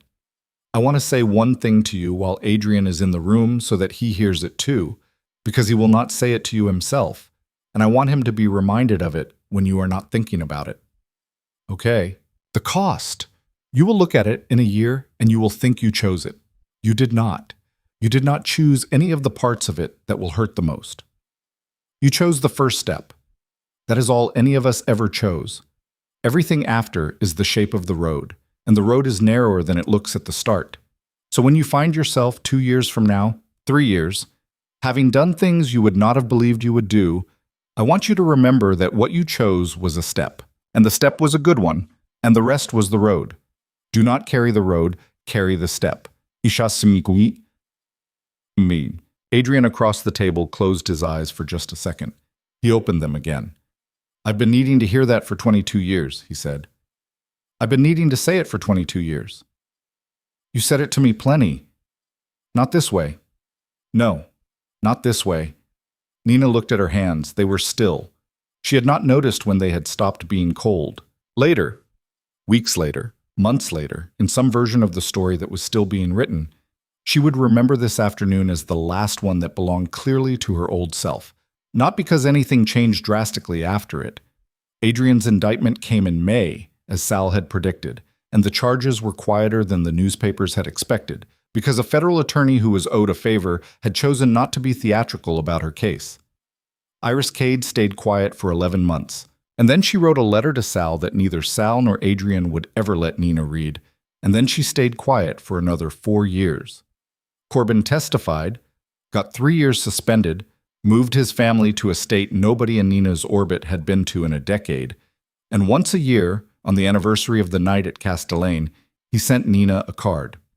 Pax's respect, which had started out as a concession, became the real thing over the course of a year, and by the time he retired, he called her by her first name without thinking about it, which, for a man like Pax, was a kind of love. And Daniel, of course, stayed dead. There were nights in the first year when Nina sat at her window in a new apartment that was not her old one, in a neighborhood she could not have afforded before, and she waited for the feeling she had been chasing for almost 2 years, the feeling that she had done enough, that she had settled the ledger, that Daniel was quieter now, that the silence he had left in her house had gotten smaller. The feeling did not come. Sal had warned her it would not come.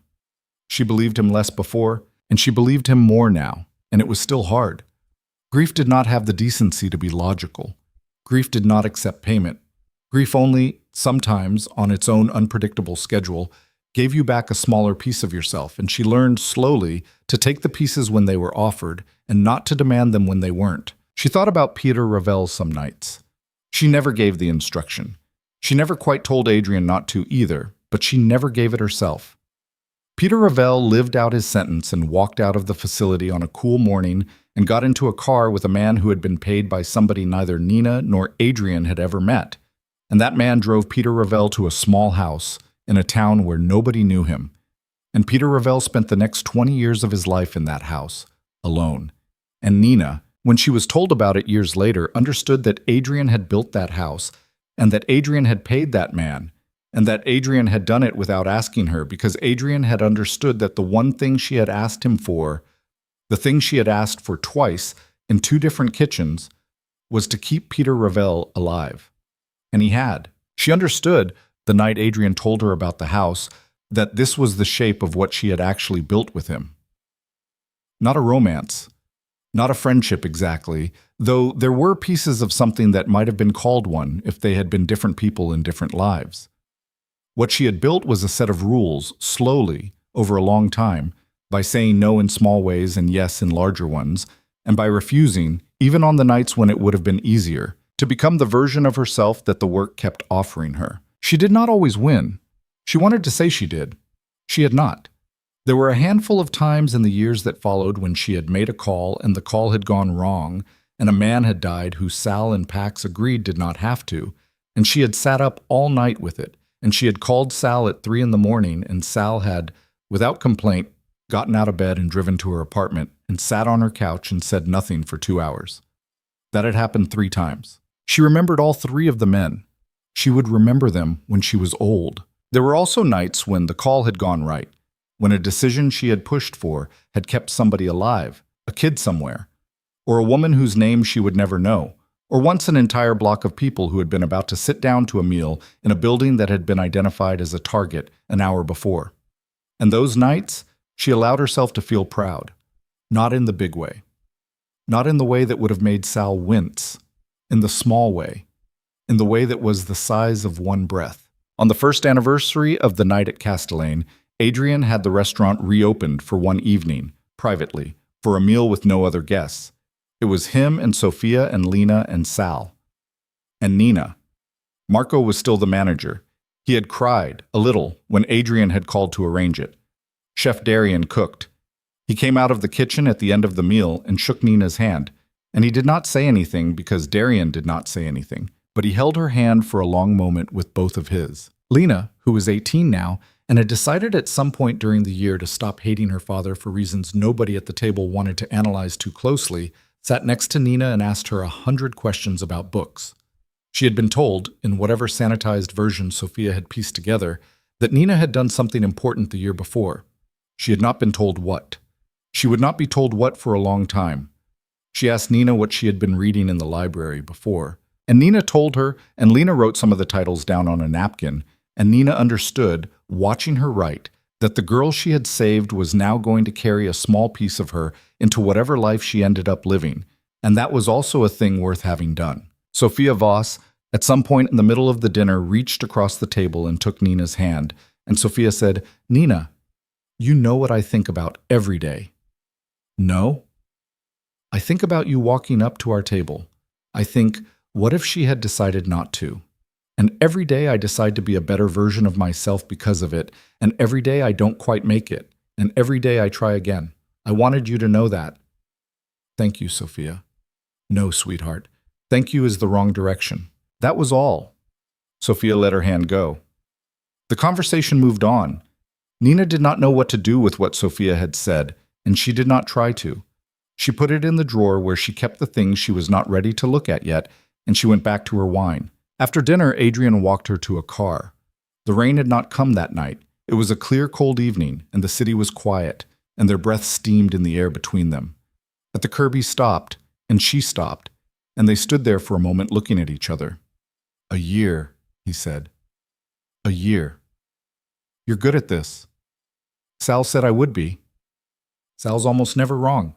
"No." "Nina." "Yes. I don't say this often, so listen." "Okay. You didn't save my daughter's life that night." She looked at him. "Adrian, let me finish. You didn't save my daughter's life. You saved a lot of lives. You saved Sophia. You saved Sal. You saved 40 strangers. You didn't save Lena." Lena was in the bathroom when you saw the bomb. Lena was going to walk out that front door in 30 seconds either way. She was the one person in the room who would have gotten clear without you. I wanted you to know that, because I've been letting you carry it for a year, and it's been mine to carry, and I'm giving it back. She looked at him for a long time. Why tonight? Because it's been a year. Because you paid for it this year in ways I watched. Because it's mine. Okay? Okay. Adrian. Yes. Whose life did I save? He thought about it. Mine, he said. And that, Nina, is not a small thing. It is a thing I will spend what's left of my life trying to be worthy of. I will probably fail. I wanted you to know that too. She nodded. She did not say anything. There was nothing to say. She got in the car. The driver, who was not Pax, who Pax had trained, pulled away from the curb, and the lights of the city slid past the window the way they had a year ago. Only this time she was not crying, and this time she was not wet from the rain, and this time she was not being asked a question she did not know the answer to. She thought about her brother, not in the stuck second anymore, in a different way. She thought about Daniel on her couch, in a blue shirt, telling her a bad joke, and she smiled. And she did not feel guilty about the smile, and she realized somewhere between one stoplight and the next that she had stopped being a woman who was running from a phone call she had failed to take, and had become a woman who was running toward something she was not sure she could name yet. She was not a hero. She had not at any point been a hero. She was a person who had seen something that nobody else was looking at, and who had done a small, dangerous thing about it, and who had then been offered a room where more of that kind of seeing was needed. She had said yes. She had said yes for reasons she did not fully trust, and for reasons she did, and for reasons she would spend the rest of her life trying to figure out. That was all any of it had ever been. A step. Sal had been right. The road had been narrower than it looked at the start. She had done things she could not have imagined a year ago she would do. She would do more of them. She understood this. She accepted it.